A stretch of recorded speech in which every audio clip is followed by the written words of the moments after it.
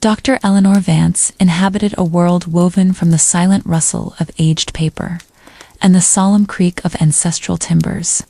Her domain was Willow Creek House, a sprawling, stone-faced edifice of Victorian ambition that stood like a silent sentinel against the encroaching wildness of the surrounding moorland. The house was not merely her dwelling, it was a mausoleum of forgotten narratives, a fortress built of history and solitude. Its gray stone facade, once pristine, now wore the mottled tapestry of lichen and moss, a testament to decades of atmospheric indifference and Eleanor's own deliberate neglect of anything that lay beyond the boundary of her scholarly pursuits. Inside, the air was perpetually cool, thick with the subtle, comforting scent of vellum and decaying leather.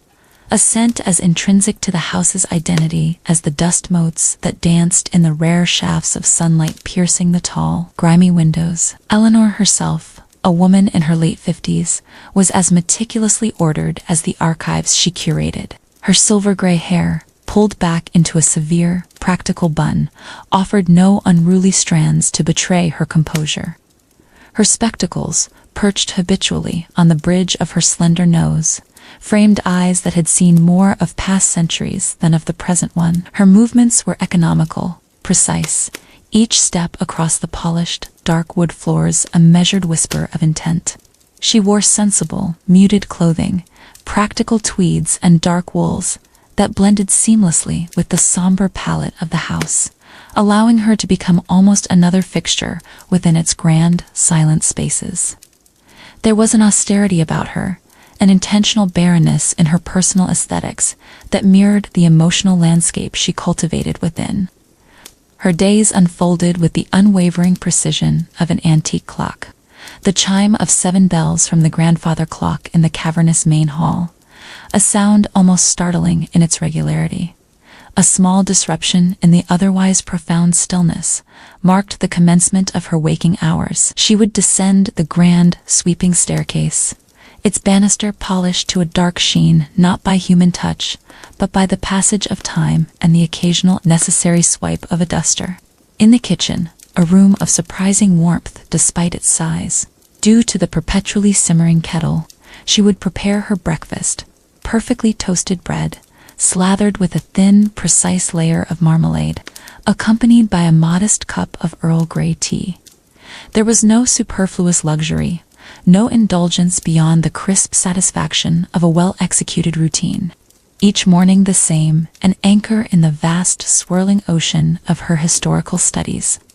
By 8, she was seated at her oak desk in the main archive, a colossal chamber that spanned the entire north wing of the house.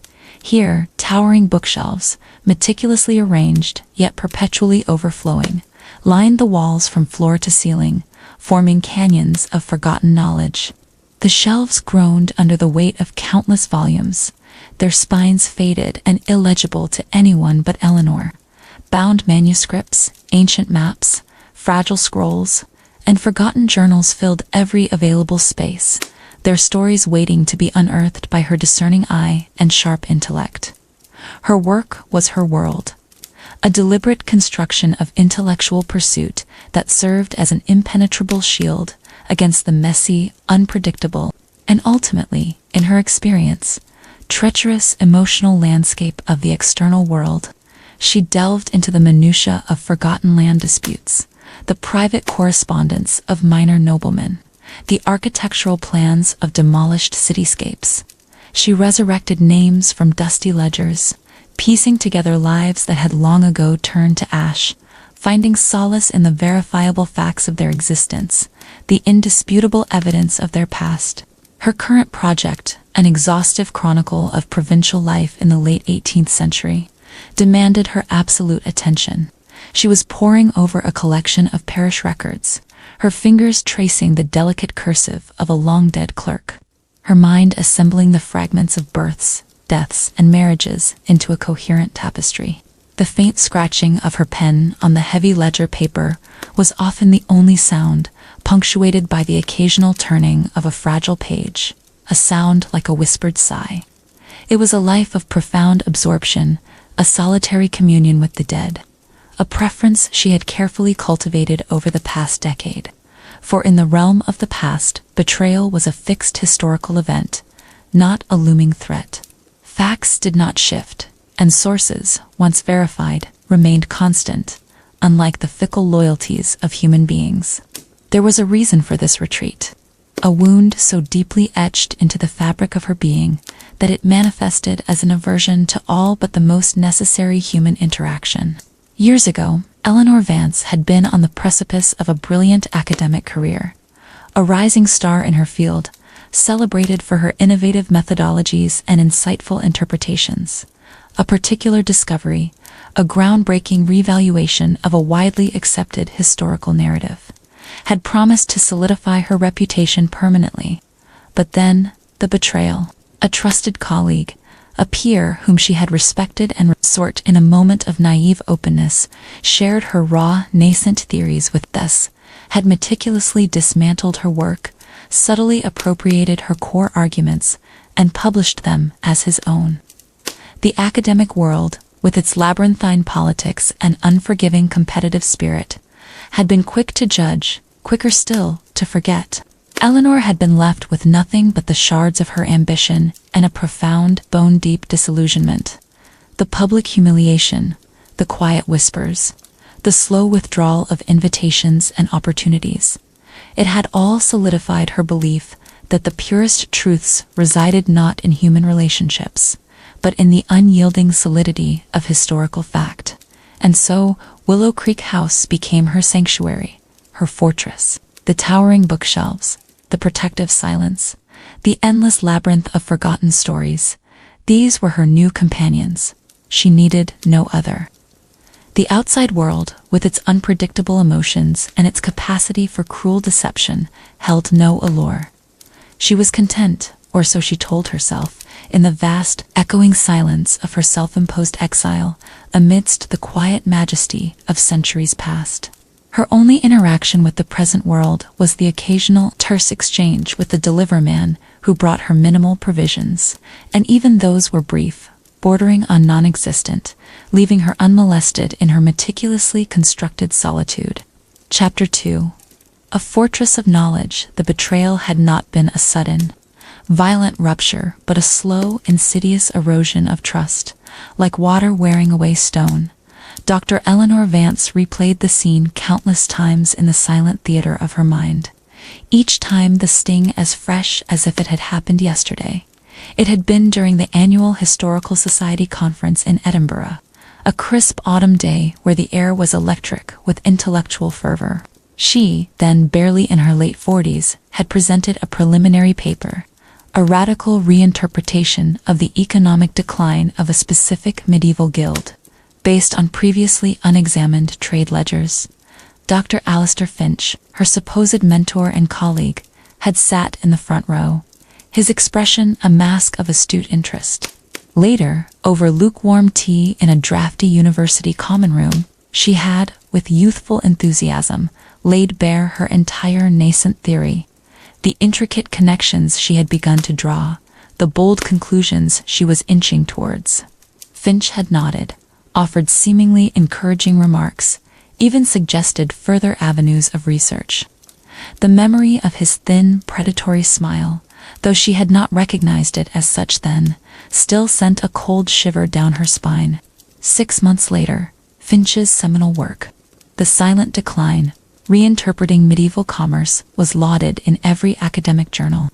Its central thesis, its supporting evidence, its very structure, was a chilling echo of Eleanor's own undeveloped ideas, presented with Finch's characteristic polished prose and the gravitas of an established scholar. He had even, with audacious cruelty, included a footnote vaguely acknowledging the preliminary insights of a talented junior colleague. A dismissal more insulting than outright theft. The academic community, eager for new narratives and less concerned with the messy ethics of intellectual property, had largely overlooked her increasingly desperate and isolated protests. The evidence, though compelling to Eleanor, was circumstantial to others. Finch was established, charismatic, well-connected. Eleanor was merely a promising outlier, easily dismissed as paranoid or, worse, unprofessional. The subsequent months were a blur of public humiliation and professional ostracization. Her research grants dried up. Invitations to speak dwindled. Her publications, once eagerly sought, were now met with a polite but firm silence. The very institution that had nurtured her talent now viewed her as a disruptive element, a liability. She had watched, in agonizing slow motion, as the edifice of her career crumbled, leaving her exposed and vulnerable.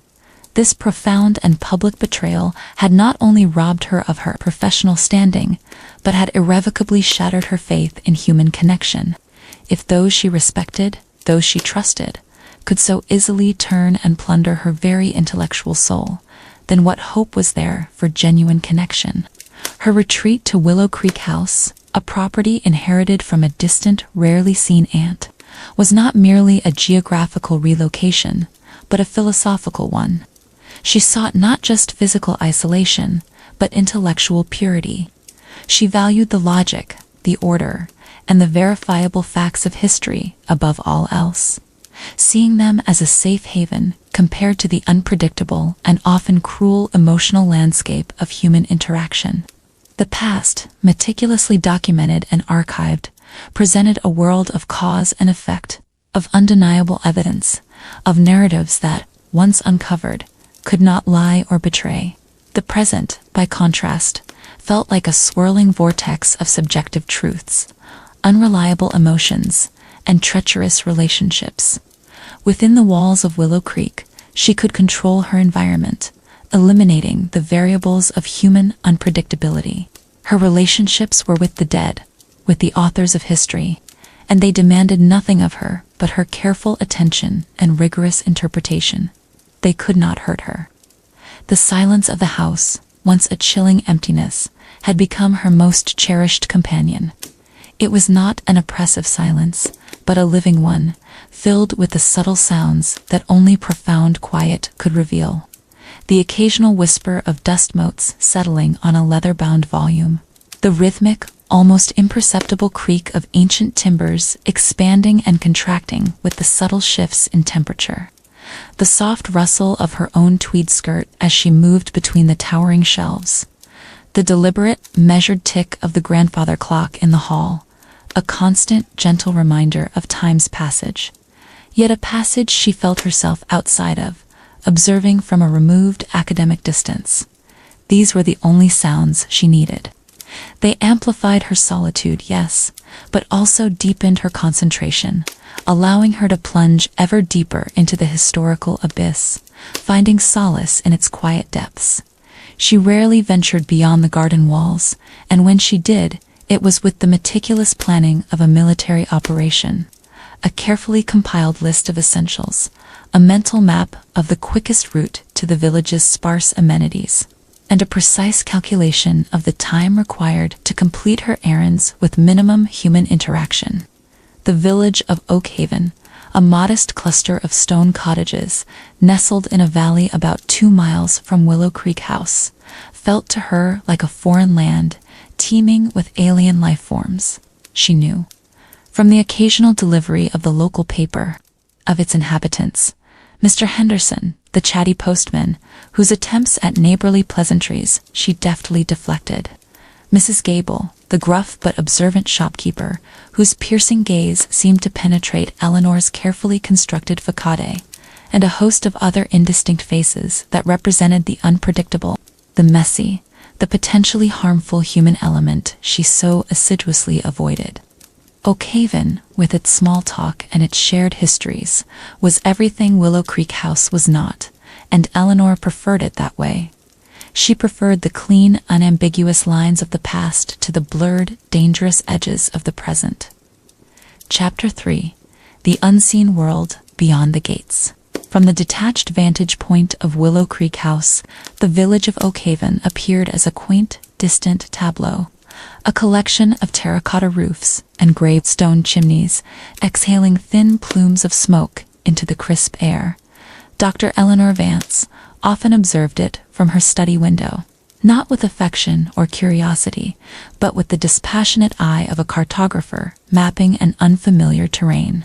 She knew its approximate population, its main thoroughfares, the location of its vital amenities, the small, independent grocer, the modest post office, the single, discreet veterinary clinic.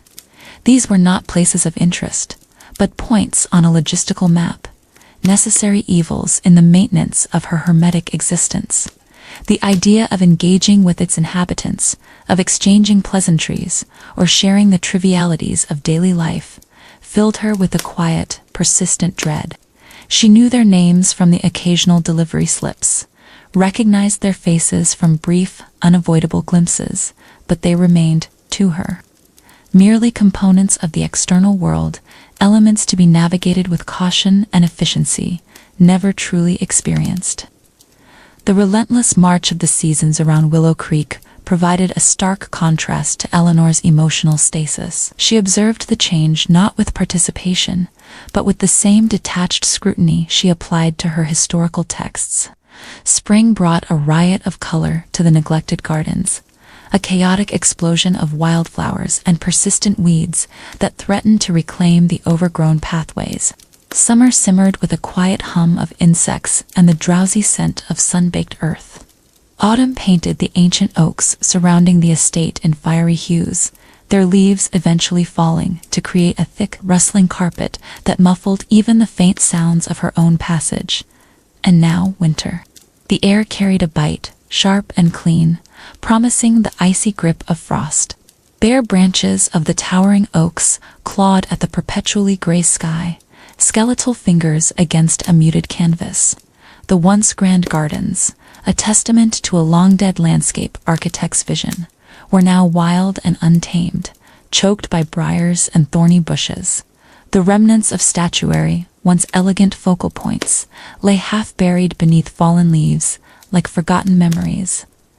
Eleanor registered the aesthetic shift, noted the practical implications of colder temperatures on the house's ancient plumbing, but found no personal resonance in the cycles of renewal and growth. Her own spirit remained as dormant and unyielding as the frozen earth beneath the moss-covered stones. The wildness of the garden was a mirror to the wildness she had suppressed within herself, a wilderness she had chosen to ignore. Her meticulous routine, her carefully constructed intellectual fortress, had insulated her from most inconveniences. However, even the most formidable defenses had their vulnerabilities. Late one blustery afternoon, as the last vestiges of daylight surrendered to the encroaching twilight, Eleanor was in the midst of cataloging a particularly fragile collection of 17th-century navigational charts. She reached for her trusted magnifying glass, an antique, heavy brass instrument that had been her constant companion for years, its lens providing the crystal clarity necessary to decipher faded inks and minute details. As her fingers closed around its cool metal, a sudden sharp crack echoed in the silent archive. The glass, weakened by some invisible flaw, fractured. A spiderweb of delicate lines spreading across its surface, rendering it useless. Eleanor stared at the damaged tool, a flicker of something akin to exasperation momentarily disrupting her placid demeanor. A working magnifying glass was not merely a convenience. It was an indispensable extension of her very being as a historian.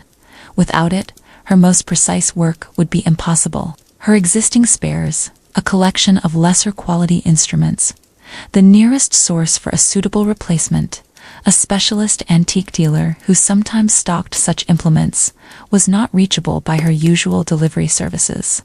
This forced her to confront an unpleasant, almost unthinkable prospect: a direct, unmediated venture into Oakhaven. The thought alone was enough to stir a ripple of anxiety beneath her composed surface. The journey, the interaction, the sheer unpredictability of engaging with the living world. It was anathema to her carefully constructed existence. She imagined the curious glances, the polite but probing questions, the unwelcome possibility of recognition from someone who might remember the whispers of her past. It was a prospect she had meticulously avoided for years, an arduous chore that felt less like a simple errand and more like an invasion.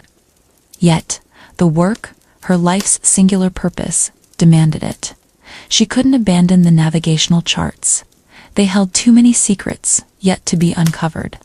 So, with a grim set to her jaw and a reluctant sigh, Dr. Eleanor Vance began to prepare for her unwanted journey, unaware that this small, necessary inconvenience would become the unwitting catalyst for a seismic shift in the silent landscape of her carefully preserved life.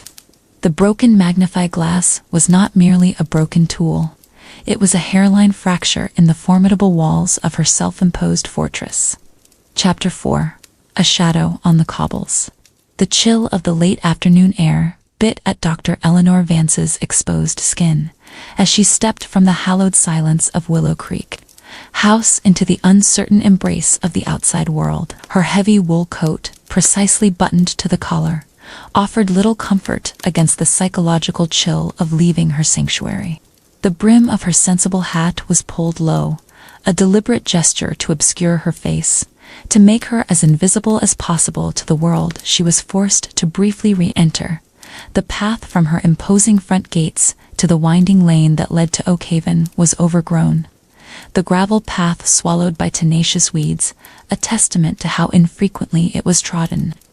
Each step crunched loudly in the preternatural quiet, amplifying her discomfort. The trees that lined the drive, ancient sentinels, seemed to lean in, whispering secrets she could not decipher, a stark contrast to the clear, verifiable truths she sought within her archives.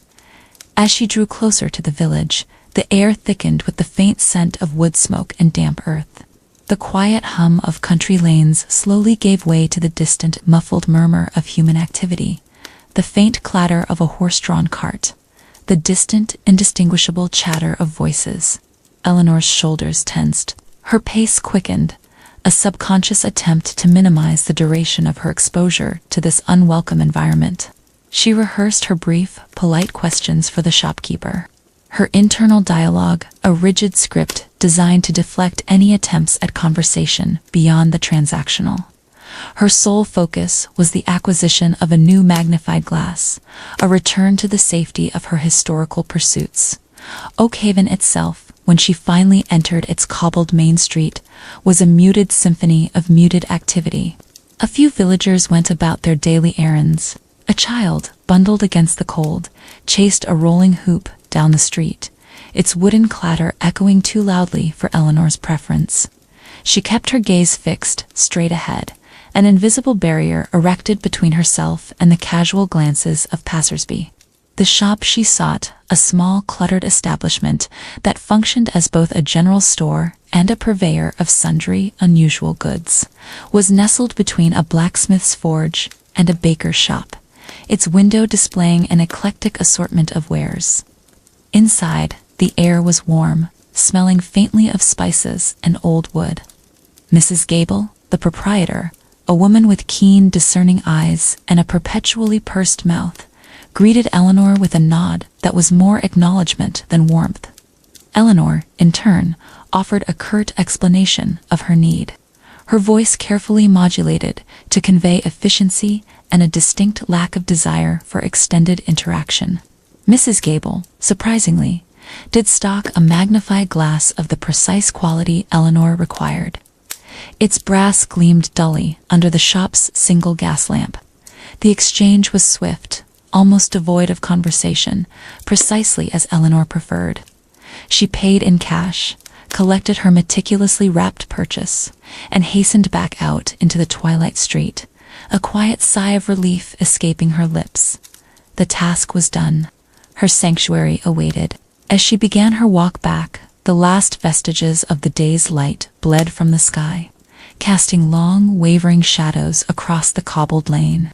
The air grew colder, and a thin mist began to curl around the ancient stone walls of the village. Her thoughts had already returned to the intricate patterns of her 17th century maps, the brief intrusion of the present fading like a bad dream. It was then, as she rounded a particularly sharp bend in the lane, that something caught her eye. A dark, low-slung mass huddled against the damp stone wall of a deserted stable, almost indistinguishable from the deepening shadows. Her initial academic reaction was one of detached observation. It was an animal, clearly, a dog, by the look of its slumped posture. It was old, she could tell, even from this distance, from the sheer weariness etched into its form. Its coat, a dull, matted gray-brown, was encrusted with what appeared to be dried mud and burrs. One side of its head was oddly flattened, and as she drew a step closer, she realized with a clinical jolt that one eye was missing, its socket, a raw, disturbing hollow. The other, clouded and roomy, seemed to fix on her with an unnerving, unblinking intensity. It lay almost motionless, but for the shallow, ragged rise and fall of its ribs, a testament to its struggle for breath. It's just an animal, she thought, her internal monologue a defensive reflex, a stray no doubt, a natural outcome of the harsher realities of survival. The weaker, the less adaptable, her mind, trained to categorize and rationalize, sought to distance itself from the raw, undeniable suffering before her. To acknowledge it would be to open a door to the unpredictable, to the messy. She tried to quicken her pace, to simply walk past, to re-enter the safe, sterile confines of her own thoughts. But the dog, with a faint, almost imperceptible tremor, shifted its weight. A low whimper, thin and reedy, escaped its throat. A sound barely audible above the rising wind. Yet it pierced the carefully constructed silence of Eleanor's inner world with alarming clarity. It was a sound of profound pain, of desperate vulnerability. The dog's remaining eye, filmed over with age and weariness, seemed to plead, not with words, but with the raw, undeniable language of suffering. And despite her efforts to remain aloof, a flicker of something akin to raw empathy, a sensation long dormant, stirred within Dr. Eleanor Vance. It was a feeling as foreign and unwelcome as a splinter in a well-manicured hand, yet undeniably present, a tiny, unsettling tremor in the carefully controlled landscape of her heart. Chapter 5. An uninvited guest, the whimpering sound, thin as a winter thread, persisted. It clung to the damp air, weaving itself into the periphery of Eleanor Vance's carefully constructed indifference. She had attempted to walk past, her sensible boots maintaining their steady rhythm on the cobbles, her gaze fixed resolutely on the path ahead. But the sound and the image of the dog's single, clouded eye refused to dissipate. It was not a grand, dramatic cry for help, but a quiet, almost apologetic plea, a testament to a deep and abiding suffering that resonated in a place within Eleanor she had believed to be utterly barren. She stopped. The act itself was a breach of her established protocol. Her entire being recoiled from the potential for engagement, the unpredictable consequences of acknowledging another living creature's distress. Her mind, ever the logical architect, immediately began to construct arguments for continuing her journey. She had no experience with animals. She was ill-equipped to help. The village surely had an animal warden or a charitable organization. This was not her responsibility. These rationalizations, however, felt hollow, insufficient against the persistent, quiet lament of the creature huddled by the wall. With a sigh that carried the weight of years of suppressed emotion, Eleanor turned. She approached the dog hesitantly, her movements stiff, almost mechanical. Her historian's eye noted its breed, a basset hound evident from the long, drooping ears and the heavy, wrinkled brows, though its features were obscured by filth and neglect. It was smaller than she had initially perceived, its once sturdy frame wasted by hunger, its bones visible beneath the matted fur. As she drew nearer, the dog made no aggressive move, no bark, only a faint shiver that ran through its body, and another soft whimper. Its tail, a mere stump, gave a single, almost imperceptible twitch, a gesture of profound weakness more than invitation. Eleanor knelt, a clumsy, unfamiliar movement that pulled at the tight wool of her coat. She extended a cautious hand, not reaching to touch, but hovering, an offering of tentative presence. The dog, surprisingly, did not flinch. Its remaining eye fixed on her, intelligent and weary. She scanned the deserted street, her gaze sweeping the quaint, silent cottages. No one. The gas lamps had already flickered on, casting pools of amber light that deepened the shadows, making the street seem even more desolate. "Is anyone there?" she murmured, her voice unaccustomed to such unscripted utterance, its sound swallowed by the vast, indifferent evening. There was no response. The silence of Oakhaven was as profound as the silence of Willow Creek House, only here it felt less comforting, more isolating. She tried again, a little louder, her voice raspy from disuse. "Does this dog belong to anyone?" Again, nothing but the rustle of the wind and the dog's shallow breathing. It seemed utterly abandoned, left to face the approaching winter alone. A fresh wave of cold swept over them, and the dog shivered again, its frail body trembling visibly. It was old, she realized, very old and clearly unwell. Its leg, the source of its limp, was swollen and inflamed. The raw socket of its missing eye was a testament to some past cruelty or trauma. Reluctantly, Eleanor pushed herself to her feet. "I cannot leave it here," she declared, the words escaping her lips before her logical mind could interject. The statement was not a question, but a reluctant acknowledgement of an undeniable fact. The dog, as if understanding her unspoken decision, pushed itself onto its unsteady legs, whimpering softly. It took a single, halting step towards her, then another, a slow, arduous progression. Eleanor found herself walking, not towards Willow Creek House, but alongside the creature, its every labored breath a tiny, insistent demand on her conscience. It was a silent battle of wills, a quiet contest between Eleanor's entrenched desire for solitude and the dog's undeniable need. The dog, despite its profound weakness, persisted. It did not try to run ahead, nor did it fall too far behind. It simply followed, a shadow in her wake, its very presence an insistent question she could no longer ignore.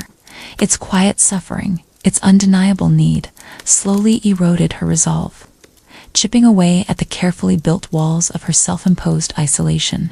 She found herself adjusting her pace to match its slow, shuffling gait, a concession she wouldn't have believed herself capable of mere hours before. When they finally reached the grand retiring gates of Willow Creek House, the last sliver of twilight had vanished. The sprawling estate loomed before them, its multitude of dark windows like unseeing eyes. The dog stopped at the threshold, looking up at her with its single, rheumy eye, a silent question in its gaze. Eleanor hesitated, her hand on the cold iron of the gate. This was it, the point of no return. To allow it inside Willow Creek House would be to invite chaos, to introduce an unpredictable, breathing, demanding element into her meticulously ordered existence. It went against every principle she had lived by for years. "Just for the night," she murmured, her voice barely a whisper, a desperate attempt to establish boundaries, to contain the intrusion. "Only until morning. Then we shall see." She pushed the heavy gate open, its rusty hinges groaning in protest, a sound that seemed to echo her own internal reluctance. The dog, as if sensing the unspoken invitation, shuffled through, its body a thin, trembling silhouette against the darkening landscape. It moved with the quiet dignity of a creature, profoundly weary but deeply grateful. Eleanor led it around to the enclosed porch, a cooler, less formal entrance to the house. It was not, strictly speaking, inside her sanctuary, but it was shelter. She closed the door, the click of the latch sounding unnaturally loud in the sudden quiet, sealing the dog and herself into an unexpected, tentative new reality. The presence of the uninvited guest was now an undeniable fact, a breathing, whimpering reality at the very edge of her carefully constructed world. Chapter 6. A night of whimpers and hesitation. the moment the latch clicked on the porch door, sealing the old dog within its confines. A profound shift occurred in the meticulously calibrated atmosphere of Willow Creek House. The silence, once a comforting blanket woven from history and solitude, now felt thin, almost brittle, permeated by an alien presence. Eleanor Vance found herself acutely aware of the creature's proximity. She could almost feel its warmth, sense its breathing, though it was confined to the enclosed porch, separated by a thick oak door from her living quarters. Every faint sound from that direction, a soft sigh, a rustle of straw she had hastily thrown down for a makeshift bed, a low, intermittent whimper, seemed amplified in the profound stillness of the house, reverberating through the vast echoing chambers, disrupting the very equilibrium of her existence. She ascended the grand staircase, her steps heavier than usual, each one a testament to the internal argument raging within her.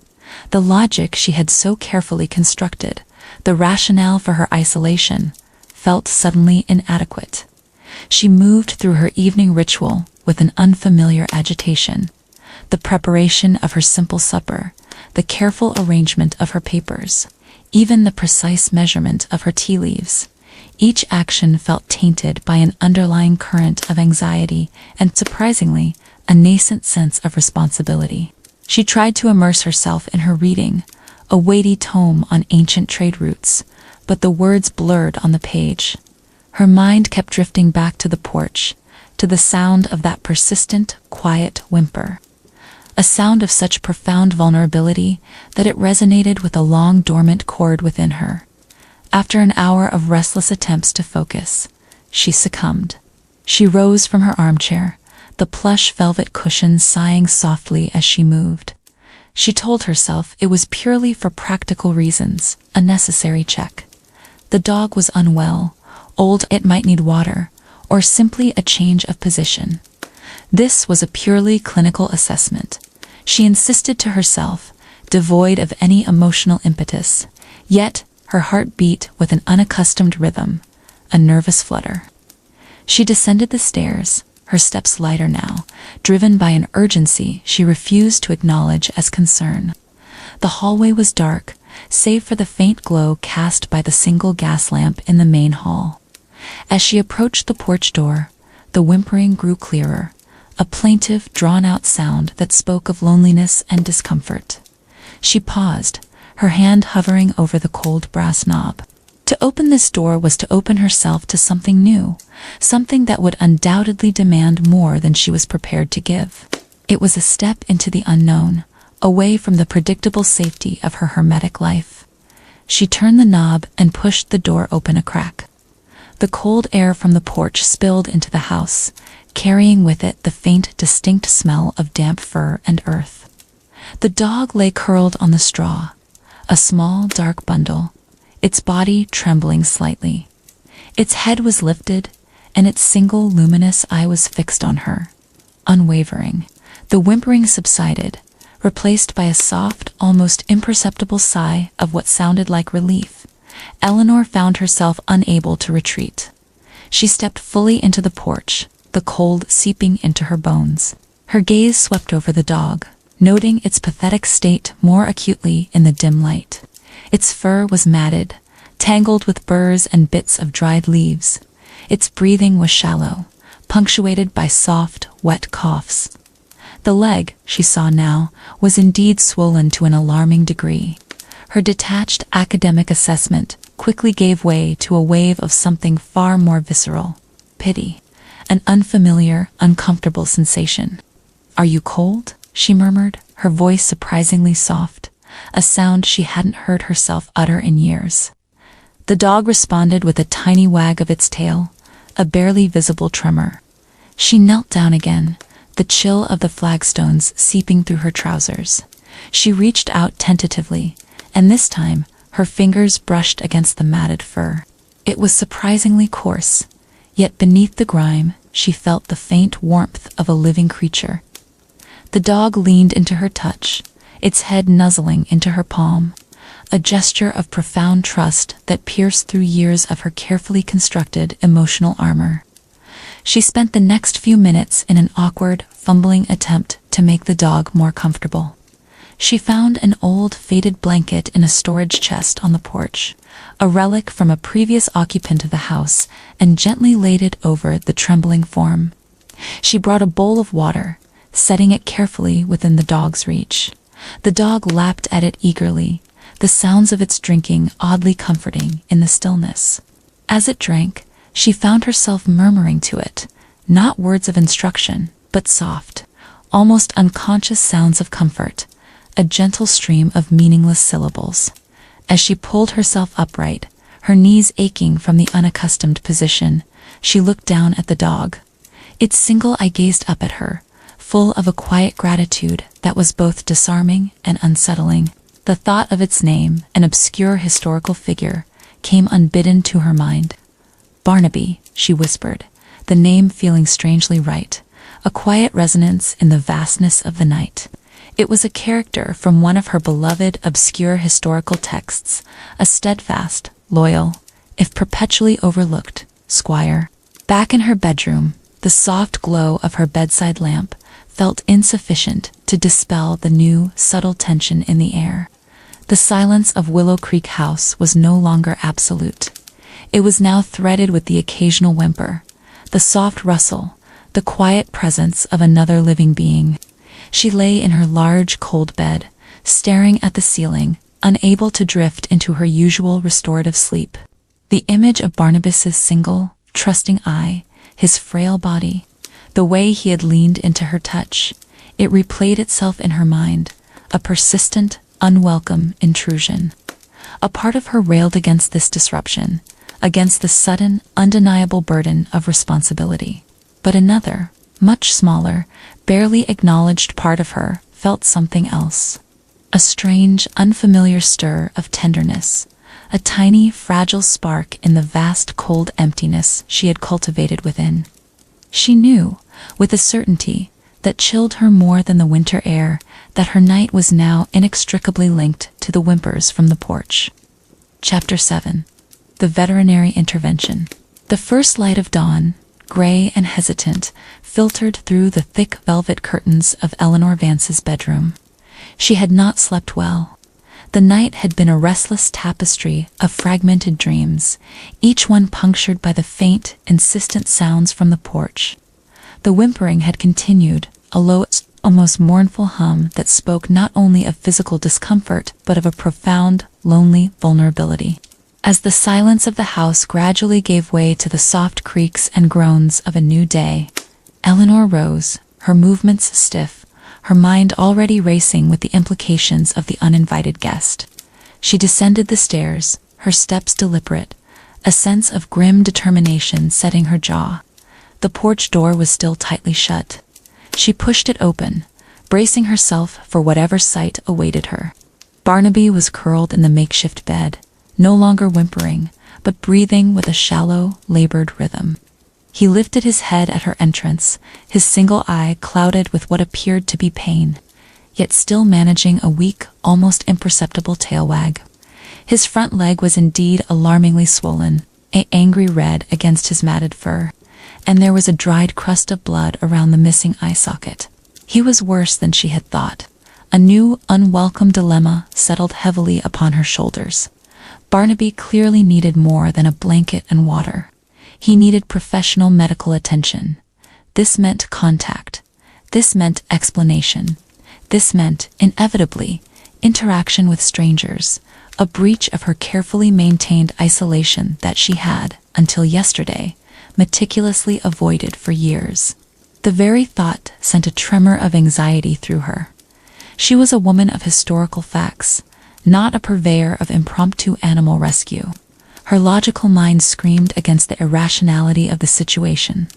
Yet the image of Barnabas suffering, a small, undeniable ache in her chest, silenced its protests. With a deep, fortifying breath, Eleanor retreated to her study.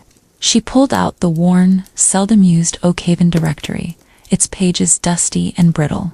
Her finger, usually tracing ancient script, now traced the unfamiliar names of local businesses until it landed on Dr. Ilara Thorne's veterinary clinic. The name itself, Ilara, sounded oddly soft, almost poetic, a disquieting contrast to the clinical necessity of her task. She hesitated, her hand hovering over the telephone receiver, a foreign object in her usually silent space. The telephone, like most modern conveniences, was primarily for receiving calls related to research inquiries, never for initiating personal contact. She finally picked up the receiver, its bakelite cool against her ear. The dial tone hummed, a shrill, insistent sound. With a nervous sigh, she dialed the number, her fingers fumbling slightly. The ringing on the other end felt interminable, each ring echoing the mounting tension within her. Finally, a voice answered, calm and clear, immediately instilling a strange sense of quiet competence. Dr. Thorne's clinic, Ilara speaking. Eleanor cleared her throat, her voice rusty from disuse. Yes, this is Dr. Vance, from Willow Creek House. I seem to have acquired a rather unwell animal, a dog. I believe it requires immediate attention. Her words, though precise, felt clumsy, inadequate to convey the bizarre circumstances. There was a brief pause on the other end, a momentary flicker of surprise perhaps, at the mention of Willow Creek House, a name associated with the elusive, reclusive historian. Then Ilara's voice, professional yet tinged with a gentle curiosity. Ah, Dr. Vance. Yes, what seems to be the trouble with the dog? Eleanor detailed Barnabas's condition with her usual clinical precision, describing the matted fur, the missing eye, the swollen leg, the apparent neglect. She deliberately omitted the emotional weight of his whimpers or his trusting gaze. Ilara listened patiently, interjecting with concise, insightful questions. And you found him? Where, exactly? She inquired, her tone light, but hinting at deeper observation. Eleanor provided a vague yet truthful account of his discovery by the roadside. Right. It sounds like he's in a good deal of pain and likely neglected for some time. Can you bring him in this morning? We have an opening in about an hour. The thought of transporting Barnaby, of navigating the public street with him, of the inevitable stares and questions, was almost overwhelming. Yes, Eleanor managed, the single word a testament to her reluctant commitment. Yes, I can. She provided her name and confirmed the time, the conversation concluding with a soft click. An hour later, Eleanor found herself outside the vet clinic, Barnaby limping painfully beside her, his body trembling with each step.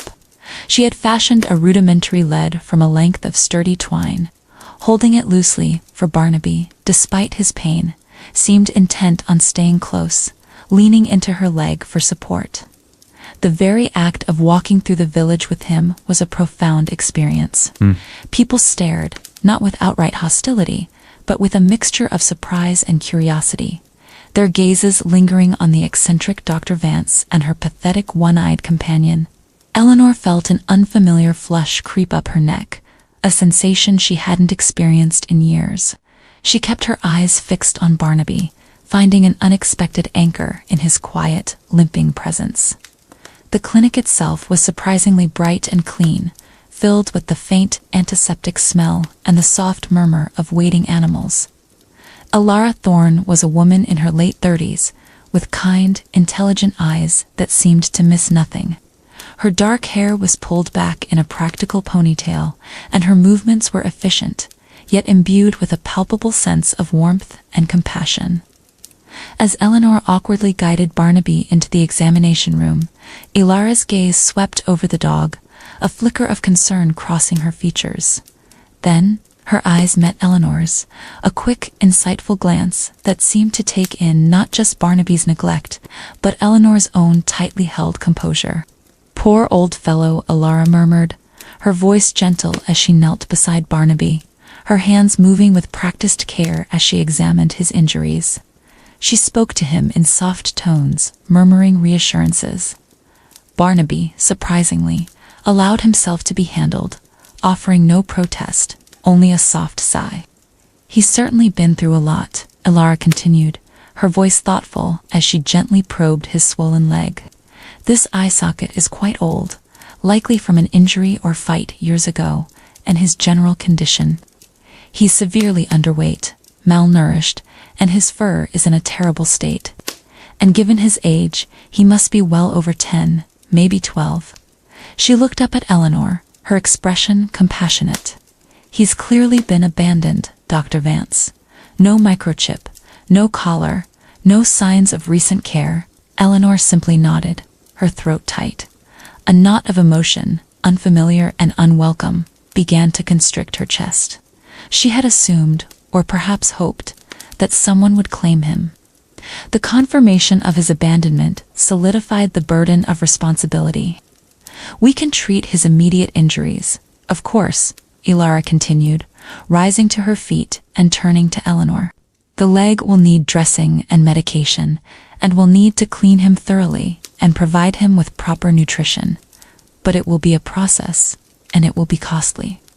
He'll need ongoing care. Eleanor found herself responding with a clarity that surprised even herself. I understand. I will pay for whatever is necessary. She rationalized it as a purely scholarly duty, a preservation of life, a brief, necessary deviation from her research. But even as she formed the words, she knew, in a quiet, undeniable part of her, that it was more than that. It was a commitment born of that unwelcome, yet persistent, stir of empathy. Ilara's eyes, bright and observant, held hers for a long moment. A faint, knowing smile touched the vet's lips. Very well, Dr. Vance. We'll do our best for him. She gave Eleanor instructions for initial care, a list of medications, and a schedule for follow-up visits. As Eleanor turned to leave, Ilara's voice stopped her. He's lucky you found him, Dr. Vance. Very lucky. Eleanor paused, her hand on the door handle. She offered a brief, curt nod, unable to articulate the complex tangle of emotions that statement evoked. As she walked back through the village, empty-handed now, but with a receipt for vet services clutched tightly in her hand, she felt lighter, yet heavier, than before. The interaction, though brief, had been substantial. A bridge between her isolated world and the unpredictable currents of Oakhaven. Barnaby, the uninvited guest, was not just an imposition. He was a catalyst, already beginning to chip away at the formidable walls of her fortress. The quiet of Willow Creek House awaited her, but it would no longer be the same silence. Chapter 8. Unforeseen era for Dr. Eleanor Vance. The venerable halls, once echoing only with the rustle of pages and the soft tick of antique clocks, now resonated with the subtle sounds of a living, breathing, and undeniably demanding creature. The initial days of his recovery were a period of intense, if reluctant, re-education for Eleanor. She had never owned a pet, never understood the intricate dance of needs and responses that defined the human-animal bond. Her approach at first was purely clinical, a detached adherence to Dr. Elara's precise instructions. The veterinary advice had been clear. A specific diet of nutrient-rich, easily digestible food administered at regular intervals, meticulously timed doses of anti-inflammatory medication for his swollen leg, and a broad-spectrum antibiotic for the underlying infection, and regular gentle cleaning of his matted coat. Eleanor approached these tasks with the same methodical precision she applied to cataloging a delicate manuscript. She measured out his kibble with the accuracy of a chemist, dissolved pills in a precise amount of water, and held him with a firm, albeit hesitant. Each step was a conscientious duty, a task to be performed with scholarly rigor. Yet, Barnaby, despite his age and evident discomfort, displayed a remarkable patience. He whined rarely, and when he did, it was a soft, almost apologetic sound. He submitted to her ministrations with a quiet trust that was profoundly disarming. As she cleaned the accumulated grime from his fur, revealing patches of surprisingly soft white undercoat, she found herself speaking to him, not with the clipped instructions she might give a recalcitrant student, but with a soft, rambling stream of consciousness. She described the provenance of the 18th century maps she was studying, mused aloud about the economic implications of the Corn Laws, and even shared her frustrations with a particularly indecipherable passage in a parish ledger. Barnaby would simply lie there, his single, cloudy eye fixed on her, his long ears occasionally twitching, as if he understood every word, offering a silent, uncritical audience she had never known she needed. The challenges were numerous. Barnaby, for all his placid nature, was a creature of instincts, not scholarly decorum. His bladder, weakened by age and neglect, required frequent excursions outdoors, forcing Eleanor to interrupt her work at unpredictable intervals. His early attempts at moving around the house were clumsy, his stiff legs often slipping on the polished floorboards, producing startling thumps that made her jump. She found herself clearing paths through her carefully arranged stacks of books and papers, creating clear, unobstructed walkways for his unsteady gait. This small act, a subtle rearrangement of her environment for another's comfort, was a quiet revolution. Then there was the issue of his food. The specially prescribed kibble, initially, was met with suspicion. Barnaby would sniff at it, then look up at her with an expression of profound disappointment. Eleanor, drawing upon an intuitive empathy she hadn't known she possessed, began to supplement his meals with small amounts of broth, warming it gently, spoon-feeding him until he began to eat with more vigor. This act of careful, gentle coaxing, repeated several times a day, fostered a new kind of intimacy. She learned to read his subtle cues, the twitch of an ear signifying discomfort, the soft sigh of contentment after a warm meal, the gentle nudge of his nose against her hand seeking reassurance. Slowly, almost imperceptibly, Barnaby began to fill the vast, echoing spaces of Willow Creek House, not with noise, but with a living warmth. He took to lying at the foot of her desk as she worked, his low, rhythmic snores a comforting counterpoint to the scratching of her pen. Sometimes he would rest his heavy head on her foot, a silent, unwavering presence that grounded her in the present, pulling her away from the often abstract world of the past. When she would rise to retrieve a book, he would lift his head, his single eye following her every movement, then settle back down with a soft thud as she returned. These were the small victories. Barnabas' improving appetite, the way his limp gradually eased, the return of a faint sheen to his previously dull coat. But the most significant victory was subtle, internal, residing within Eleanor herself. She found herself talking to him more, not just about history, but about her day, about the changing light outside the window, about the silence of the house. She would even, on occasion, find herself smiling, a soft, unfamiliar curve of her lips that surprised her with its foreignness. It was a faint, tentative smile, born of the quiet contentment of another living being's presence, a warmth that was beginning to seep into the very foundations of Willow Creek House, subtly altering its ancient, quiet rhythm. The grand, silent rooms no longer felt quite so vast, quite so empty. They were now shared, infused with the quiet, breathing presence of an old, neglected dog, and the slow, gentle unfurling of a reclusive historian's long-dormant heart. Chapter 9. The Garden's Secret Paths, Barnabas' Improving Health. Particularly the gradual lessening of his painful limp presented Eleanor with a new, equally disruptive necessity: regular, longer walks. The confines of the house, even Willow Creek House, were no longer sufficient for his burgeoning energy. The veterinary instructions had been clear: gentle exercise, fresh air, stimulation. This meant venturing beyond the house's immediate vicinity, past the formal, albeit overgrown lawns, and into the sprawling, neglected wilderness that constituted the gardens of Willow Creek. For years, Eleanor had viewed the gardens with a detached, almost academic disinterest.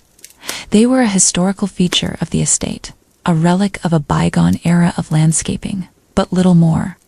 Their untamed beauty, the riot of self-seeded wildflowers, the ancient gnarled trees, the crumbling valleys, half swallowed by ivy. These were simply elements of the landscape, observed through the glass of her study window, categorized mentally, but never truly experienced.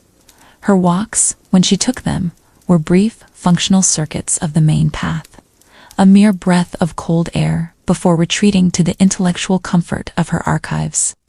Now Barnaby was her guide, an unlikely, slow-moving explorer.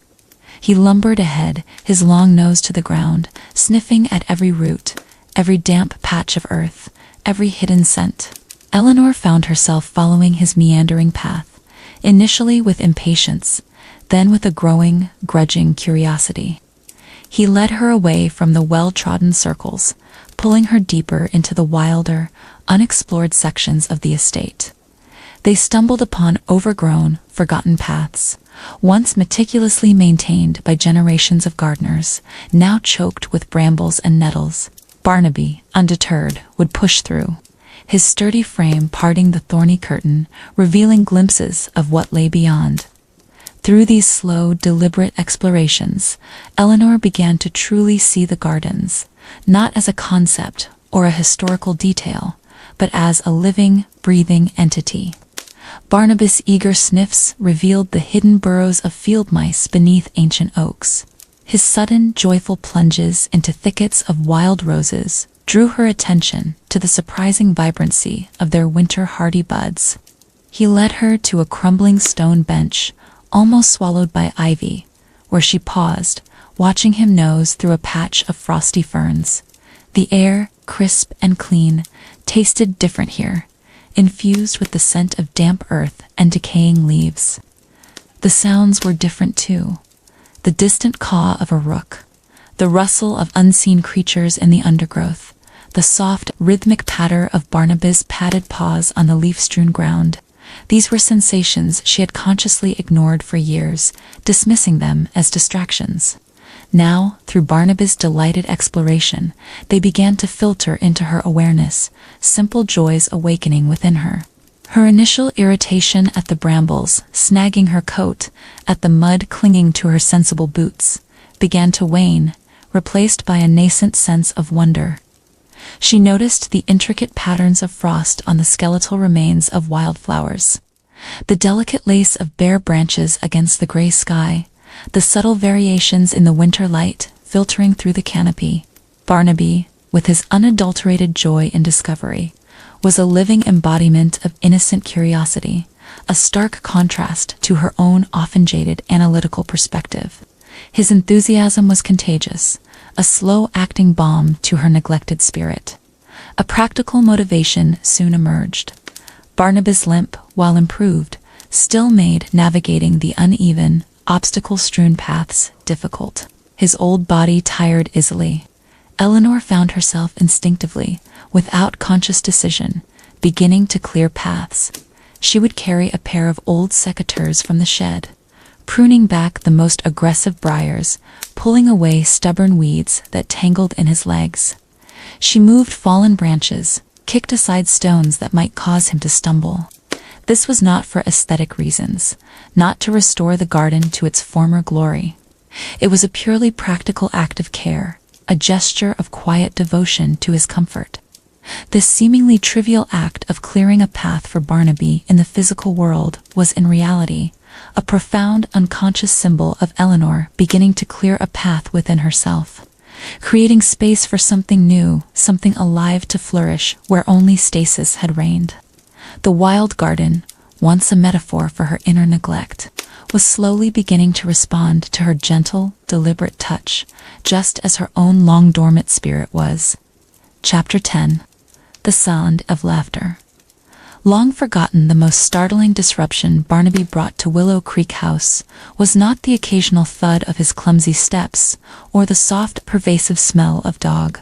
It was the sound that began to emanate from Dr. Eleanor Vance herself, a low, unfamiliar rumble deep within her chest, followed by a soft, almost shy expulsion of air, a sound that she slowly, tentatively recognized as a chuckle.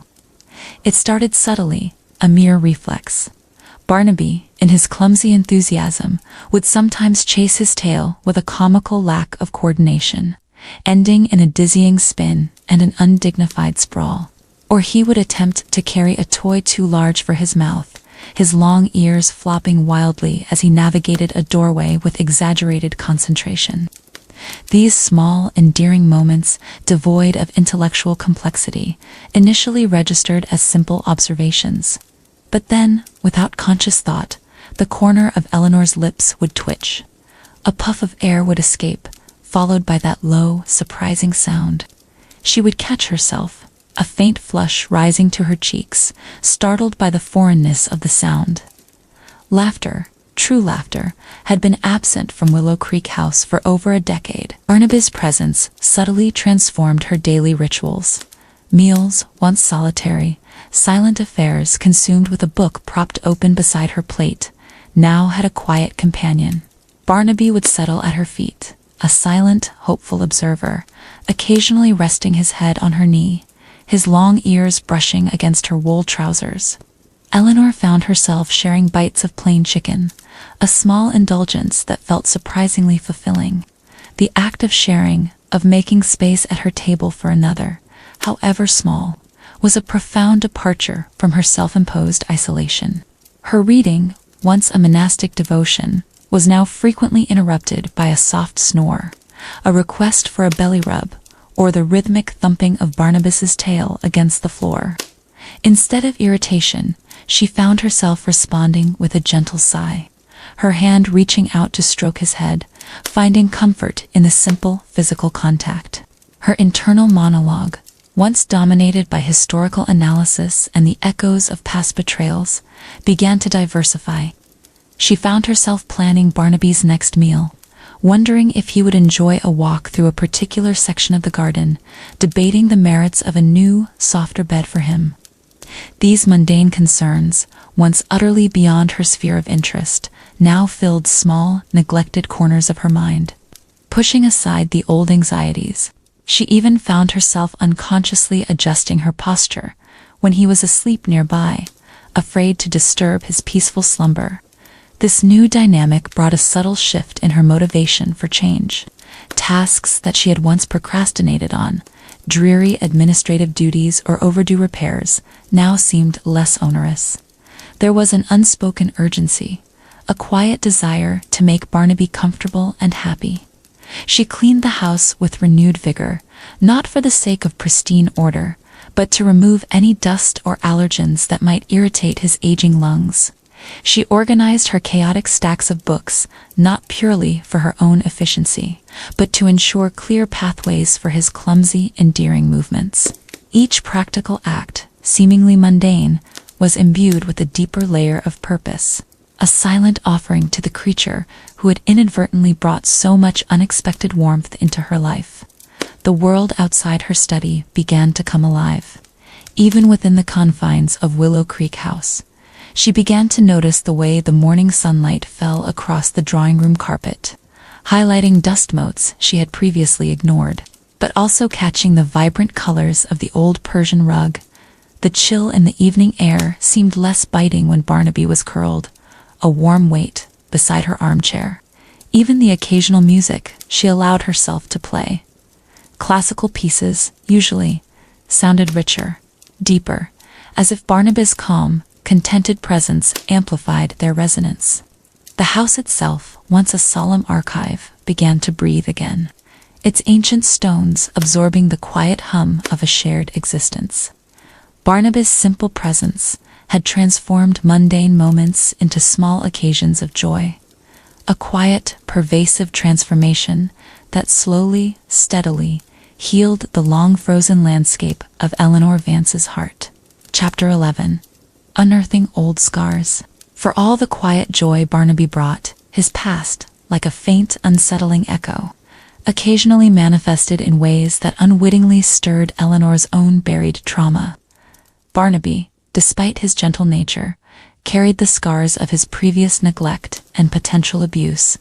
Certain sudden movements, a raised voice, or the abrupt slamming of a door would cause him to flinch, his body tensing, his single eye widening with a flicker of ancient fear. He would sometimes cower, whimpering softly, retreating into himself, a silent, trembling testament to past unkindness. Eleanor, witnessing these reactions, felt a strange, uncomfortable resonance. The sight of his fear, his vulnerability, involuntarily triggered her own buried memories of human unkindness.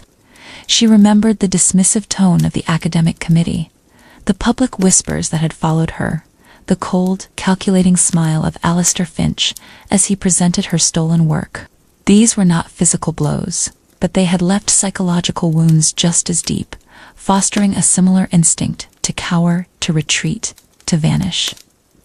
Barnaby's raw, uncomplicated fear was a stark mirror to her own long-suppressed pain, forcing her to confront emotions she had meticulously buried under layers of academic detachment. One particularly cold, blustery night, a storm raged outside Willow Creek House. The wind howled through the ancient eaves. A sudden, violent gust ripped through a loose shutter in the kitchen, sending a splintering crash through the silence of the house. Eleanor jolted awake, rushed downstairs, her heart pounding. She found Barnaby cowering under the dining table, whimpering, his body trembling uncontrollably. He was not just startled, he was terrified, lost in some private, past nightmare evoked by the sudden, loud noise. Eleanor knelt beside him, her own fear for the house's structural integrity momentarily forgotten.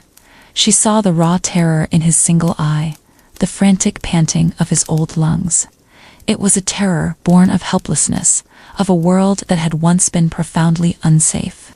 And in that moment, comforting him, her hands stroking his shaking fur, she felt a wave of profound empathy wash over her.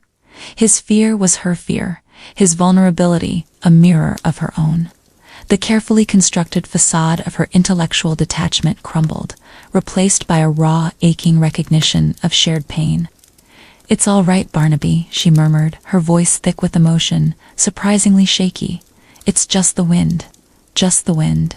She pulled him gently from beneath the table, cradling his heavy head in her lap.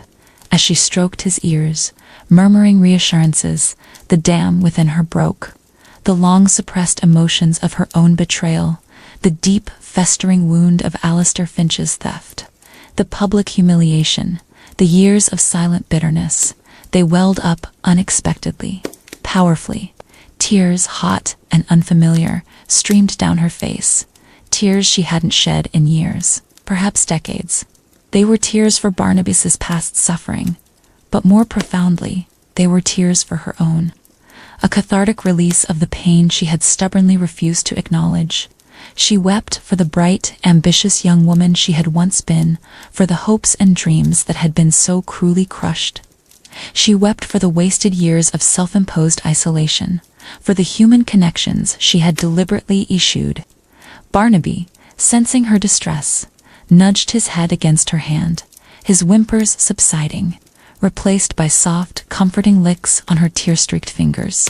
He became, in that moment, not just a recipient of comfort, but its gentle provider, a silent anchor in the storm of her unleashed emotions.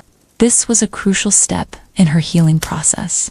For years, she had buried her pain, denying its existence, believing that acknowledging it would make her weak, vulnerable. But in comforting Barnaby, in sharing his fear and allowing her own to surface, she realized that vulnerability was not weakness, but a pathway to connection, to profound empathy. She confronted the raw pain of her betrayal, not with anger, but with a quiet, aching acceptance. She was not defined by what had happened to her, but by how she chose to respond, by her capacity to feel, to care, to connect. The bitter, frozen landscape of her inner world had been thawed by the warmth of Barnaby's quiet, trusting presence, allowing long-buried wounds to surface, not to fester, but to finally begin to heal. Chapter 12. A Brush with the Past. Days bled into weeks, and as Barnaby's recovery solidified, Eleanor found herself increasingly attuned to the subtle changes in his demeanor. His limp was almost imperceptible now. His single eye held a brighter, more lively spark, and his appetite was robust. He had gained a healthy weight, and though his coat still bore the signs of age, its former matted squalor had given way to a surprisingly soft, clean white, meticulously brushed by Eleanor herself. Their morning walks into the now less wild garden had become a cherished ritual, a peaceful commencement to her day that she would not have traded for any historical revelation. One blustery afternoon, as Eleanor was gently grooming Barnaby by the warmth of the roaring fire in the drawing room, her fingers working through the thick fur around his neck, she felt something unusual. It was a faint, rigid strip of material, almost completely hidden beneath a thick clump of white fur that had stubbornly resisted her earlier efforts. With a cautious pull, she dislodged it. It was a narrow leather collar, old and cracked, almost the same color as his fur. Its surface was worn smooth, but upon closer inspection, she could make out faint, almost illegible markings, a series of faded letters, perhaps a name or an address or a number. It was a tangible clue, a whisper from Barnabas's past. Eleanor stared at the collar, a sudden, unsettling chill running down her spine despite the warmth of the fire.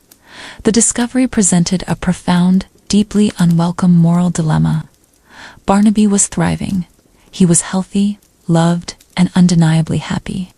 He had become an indispensable part of her life, a constant source of quiet joy and unexpected connection. The thought of losing him, of him being claimed by some forgotten owner, filled her with a dread so potent it surprised her with its intensity. It was a primal fear of loss, a sensation she hadn't felt since her academic betrayal had stripped her of her professional identity. This was different, more personal, a vulnerability she now recognized as love. Her logical mind, though, immediately asserted itself. If Barnaby had an owner, she had a moral obligation to return him. It was the right thing to do, the responsible course of action. But was it? The collar itself spoke of neglect. Why was it so deeply embedded in his fur? Why had he been abandoned by the roadside, malnourished and injured? These questions gnawed at her, undermining the clear-cut morality of simply returning property. For 2 days, the collar lay on her desk, a silent, accusing presence amidst her orderly papers. She researched techniques for deciphering faded inscriptions, but the markings were too indistinct, too worn by time and neglect. She found herself procrastinating on her historical work, her focus fractured by the internal debate. The thought of losing Barnaby had unveiled a depth of attachment she had scarcely realized existed. He had filled a void she hadn't even known was there, and the prospect of its return was terrifying. Finally, unable to bear the internal conflict any longer, she made the arduous decision to seek Dr. Ilara's counsel. The vet was not just a medical professional. She was a witness to Barnaby's initial condition, and had, in her quiet way, been a guide through Eleanor's first tentative steps back into the human world. Eleanor arrived at the clinic with Barnaby, the old collar tucked into her pocket. The waiting room was empty, save for an elderly woman cradling a nervous cat. Ilara greeted them with her usual warm, observant smile, her eyes immediately going to Barnaby, noting his improved health with a silent nod of approval. In the examination room, after a routine checkup for Barnaby, Eleanor produced the collar, laying it on the sterile steel table. "I found this," she stated, her voice tighter than usual. "On Barnaby, it suggests he may have had an owner." Ilara picked up the collar, her brow furrowing as she examined the faded markings. She turned it over in her hand, her expression thoughtful. Very old, and these marks are almost gone. It would be very difficult to trace." She glanced at Barnaby, who was now resting his head on Eleanor's foot, a soft sigh escaping him. Then her gaze returned to Eleanor, direct and compassionate. "Dr. Vance, when Barnaby first came in, he was severely neglected, malnourished, injured, very frail for his age. His condition indicated he'd been on his own, or very poorly cared for a considerable time. To put it plainly, he was abandoned." Eleanor nodded, her throat tight. Ilara continued, her voice gentle but firm. "Now look at him. He's healthy. He's happy. He trusts you implicitly. You've given him a new life, a safe home. My professional and personal opinion is that if someone truly cared for him, they wouldn't have let him get into that state. and they certainly wouldn't have allowed him to wander off or be lost for so long without trying to find him. It's highly unlikely that any previous owner, even if we could trace them, would be able to provide the level of care and love he now receives. She paused, her eyes softening. He's bonded with you, Dr. Vance. And you, if you don't mind me saying, have clearly bonded with him. Look at him. Eleanor looked down at Barnaby, his single eye gazing up at her with profound contentment. The simple, undeniable truth of Eleanor's words washed over her. She had been so caught up in the logic of right and wrong, the ethical dilemma, that she had almost overlooked the profound emotional reality. Barnaby needed her, and she, to her astonishment, needed him. The conversation, simple and direct, forced Eleanor to acknowledge her own deep desire for companionship, a desire she had vehemently denied for years. It was a significant emotional breakthrough, a quiet admission of a profound need that had finally surfaced. "Thank you, Dr. Thorne," Eleanor said, her voice a little shaky, but filled with a new, quiet certainty. She picked up the collar, not to investigate further, but to place it gently in her coat pocket. A silent relic of a past that no longer held power over the present. Barnaby was hers now, and she, irrevocably, was his. The bond forged between them was not one of ownership, but of mutual need and unexpected love, a silent understanding that transcended history and logic. Chapter 13. The village's gentle curiosity. The initial forays beyond the estate gates had been fraught with Eleanor's familiar anxiety, a tautness in her shoulders, and a determined set to her jaw.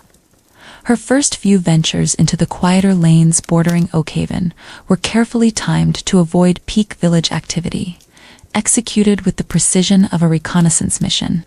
Barnaby, however, seemed oblivious to her carefully cultivated trepidation. He padded along beside her, his long nose to the ground, a picture of contented ease, occasionally glancing up at her with his single, soulful eye as if to reassure her that the world was, in fact, not so terrible.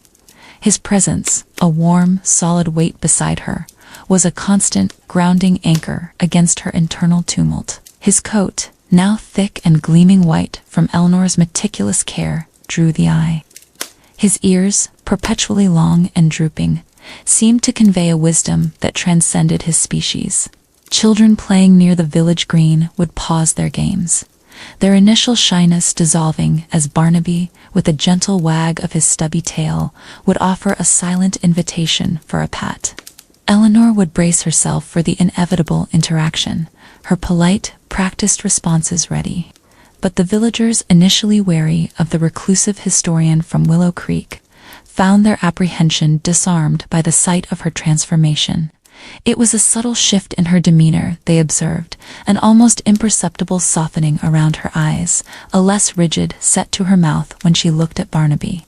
They saw not the formidable, distant scholar, but a woman walking an old, clearly cherished dog. Small gestures began. A nod from Mr. Henderson, the postman, who now offered a genuine, rather than a dutiful smile. A brief, almost conspiratorial wink from Mrs. Gable, the shopkeeper, as Eleanor purchased a small, expensive cut of beef specifically for Barnaby. Sometimes a child, bolder than the rest, would approach. "What's his name, Miss?" a small voice might ask, pulling at Eleanor's sleeve. And Eleanor, to her own astonishment, would find herself responding. Her voice softer than she had thought possible.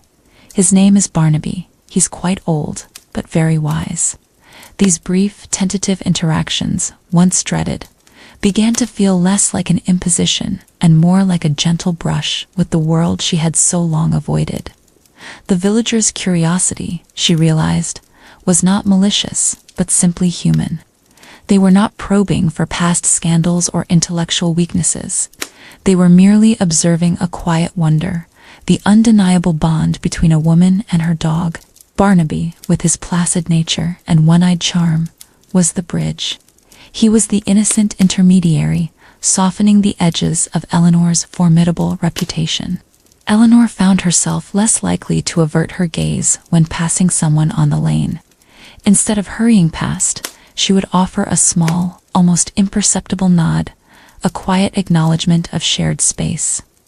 The world outside Willow Creek House, once a source of deep anxiety, began to feel less threatening, less chaotic. It was still unpredictable, yes, but it also held unexpected moments of warmth, small sparks of human connection that, like fragile blooms, were slowly pushing their way through the frozen ground of her prolonged isolation. That gentle curiosity could replace judgment, and that even the most formidable walls could be permeable to the quiet charm of a loyal old dog. The village's gentle curiosity was not an invasion, but an invitation, subtly extended through the comforting presence of her companion. Chapter 14.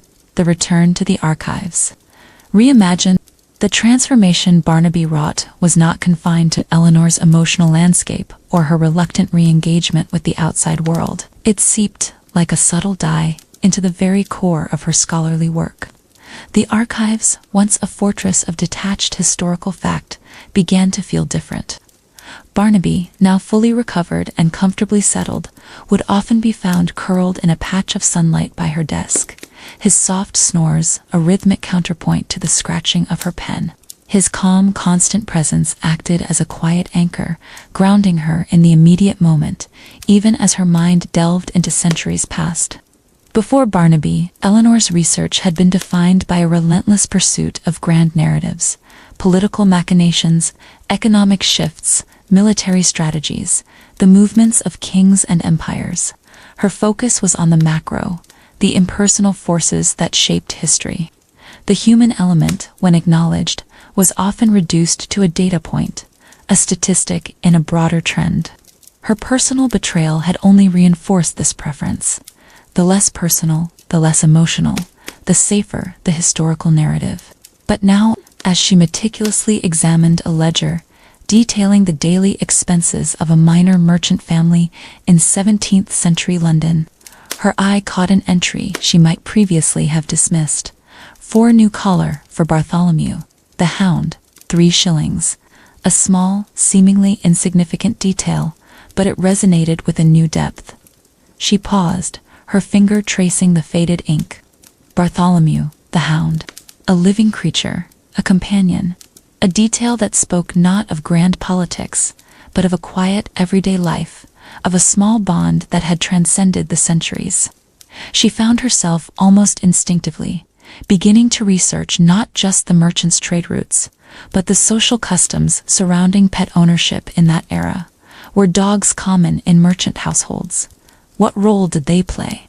Her research began to expand, shifting from the purely macro to the subtly micro, focusing on the intimate details of daily life, the forgotten individuals whose stories lay buried beneath the weight of more momentous events. She sought out diaries, personal letters, household inventories, documents that offered glimpses into the textures of everyday existence, the mundane, intimate details that made the past feel vibrantly, achingly human. Barnaby's influence was palpable. He nudged her, not with his nose, but with his very existence, towards the human heart of history. She discovered accounts of beloved stable dogs, of loyal hounds accompanying their masters on long journeys, of working terriers and pampered lapdogs. She read of the grief felt for departed animal companions, of the quiet comfort they provided in times of hardship. These were stories she would have once dismissed as sentimental, irrelevant to the grand sweep of history. Now, they felt like vital threads in the rich tapestry of human experience. Resonating with her own profound connection to Barnaby, her perspective on her own academic work also began to shift. She revisited her discarded research on the medieval guild, the work that Alistair Finch had stolen. Before, her focus had been solely on its intellectual merit, its potential for academic acclaim, and the crushing injustice of its theft. Now, as she reread her meticulously argued points, she saw its inherent value not just for external validation or professional recognition, but for its truth, for its quiet contribution to understanding the nuanced complexities of human endeavor. The bitterness, though still a faint echo, began to recede, replaced by a quiet pride in the integrity of her own scholarship, regardless of who claimed its discovery. Barnaby's low, contented snores often accompanied her as she delved into these newly discovered human stories. He was a silent, furry muse, reminding her that history was not just about dates and events, but about lives lived, loves lost, and the small, enduring connections that made existence meaningful. The archives of Willow Creek House, once a fortress of knowledge, were slowly transforming into a vibrant repository of human experience, reimagined through the lens of a quiet, one-eyed dog.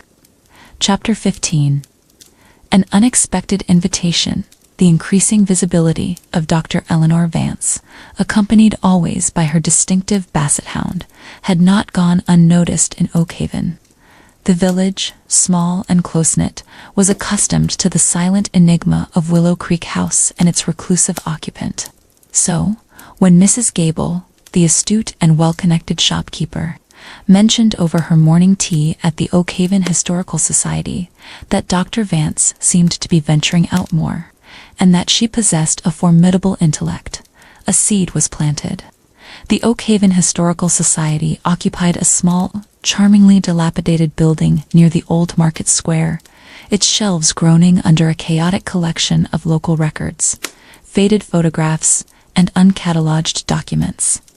Its volunteers, mostly elderly ladies with good intentions but limited archival expertise, were perpetually overwhelmed.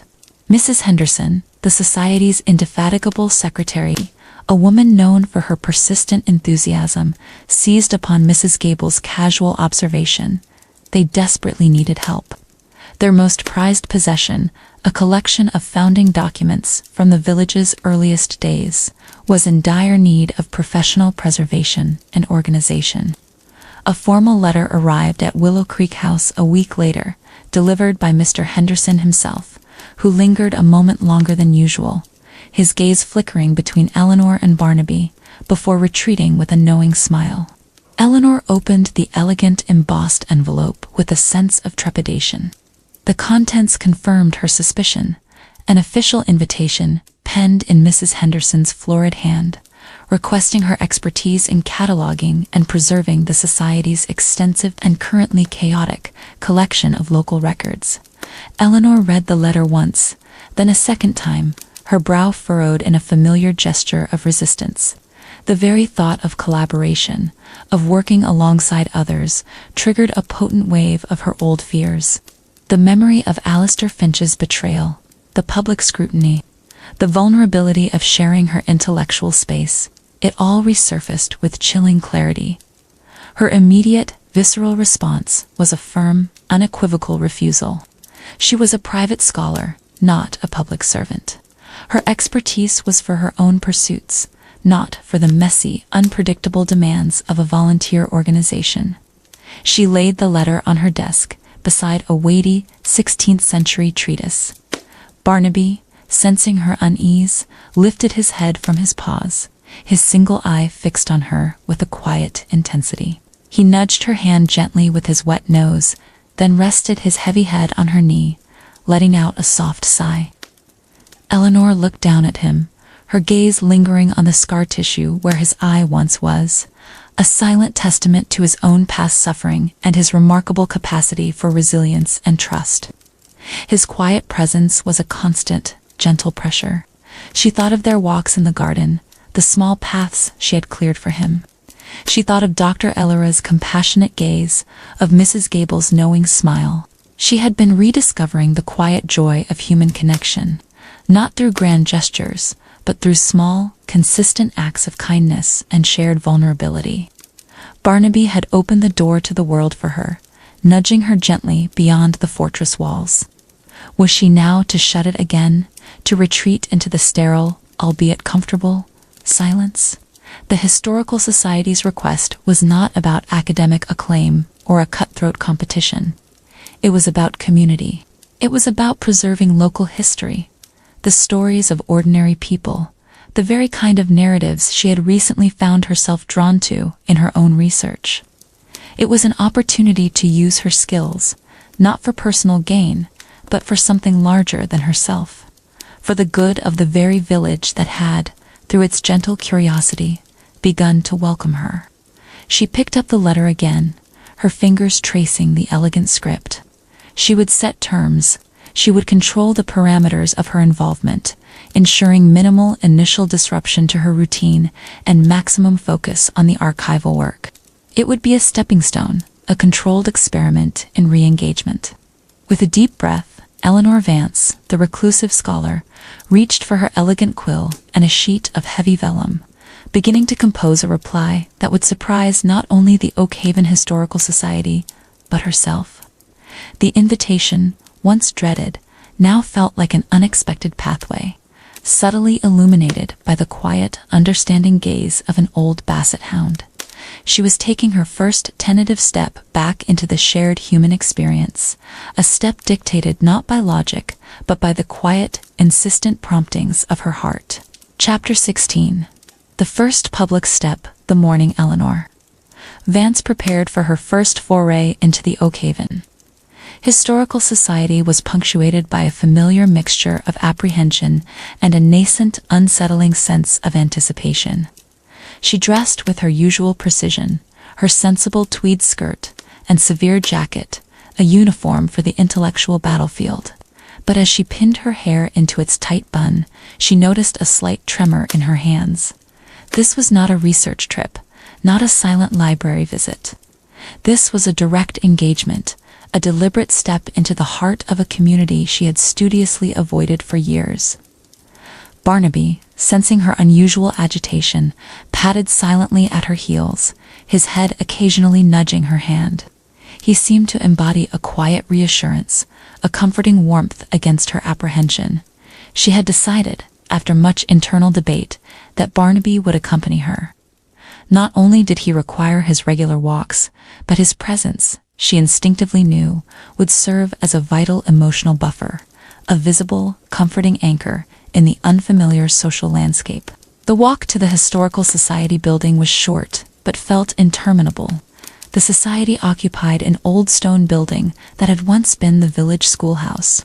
Its bell tower, now silent, its windows gazing onto the quiet market square. Eleanor felt every pair of eyes on her, every casual glance, a perceived scrutiny. Her social anxiety, though dulled by months of Barnabas's gentle presence, flared with a familiar intensity. Yet, as they approached the society's heavy oak door, Barnaby nudged her hand, his single eye looking up at her with an unwavering trust that bolstered her resolve.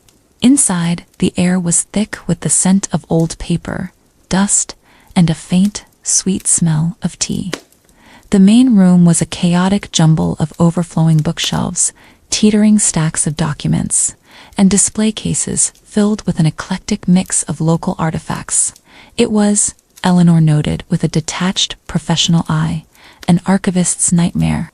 A woman with a shock of bright white hair and a kind, intelligent face looked up from a formidable pile of ledgers. This was Mrs. Gable, the shopkeeper. Replaced by an observant warmth, she rose, offering a genuine smile. Dr. Vance and Barnaby, of course, welcome. We are so very grateful you've agreed to help. Eleanor offered a curt nod, her voice stiff. Mrs. Gable, the task appears substantial. Mrs. Gable chuckled, a warm, rolling sound. Oh, it is, dear. A lifetime's work, I dare say. But your expertise will be invaluable. She gestured towards a particularly daunting stack of parchment scrolls, tied with fraying ribbon. Eleanor approached the table, Barnaby settling immediately and silently at her feet, his heavy head resting on her polished shoe. She began to examine the scrolls, her professional curiosity quickly overriding her social unease. These were the Oakhaven founding documents, she realized, her fingers trembling slightly as she unrolled a brittle parchment. Her historian's mind, accustomed to the grand narratives of empires, was suddenly captivated by the intimate story of a small village's birth. The meticulous calligraphy, the wax seals, the faint scent of age. It was a treasure trove. Mrs. Gable, sensing Eleanor's absorption, quietly brought her a cup of hot tea and a plate of shortbread, placing them gently on the table beside her. She didn't press for conversation, simply watched Eleanor work, a faint smile playing on her lips. Barnaby, meanwhile, seemed to charm everyone. Other volunteers, older women, who drifted in and out, cooed over him, offering gentle pats and murmurs of affection. His calm demeanor, his one-eyed wisdom, seemed to instantly put people at ease. His presence softened the room, making Eleanor's own formidable presence seem less intimidating. Eleanor worked methodically, her initial trepidation slowly giving way to the familiar rhythm of archival work. She found an unexpected satisfaction in bringing order to the chaos. Each document catalogued, each faded photograph identified, rescuing a forgotten fragment of the past. Mrs. Gable would occasionally lean in, offering a piece of local lore about a particular family or a specific event, her anecdotes breathing life into the dry historical facts. Eleanor found herself listening, truly listening, and even on occasion asking a follow-up question. As the hours passed, Eleanor realized that the anxieties she had anticipated had largely dissipated. She was still aware of others in the room, but their presence was no longer threatening. They were colleagues, collaborators in a shared endeavor. Barnaby, a warm weight at her feet, was a constant reminder of the comfort and connection she had found. Her first public step, taken with reluctance, had yielded an unexpected sense of purpose, and more profoundly, a quiet sense of belonging. The dusty, chaotic room, filled with the whispers of forgotten lives, felt, surprisingly, like a new kind of sanctuary. Chapter 17. Seeds of Friendship, the weekly visits to the Oakhaven Historical Society quickly evolved from a reluctant obligation to an anticipated ritual.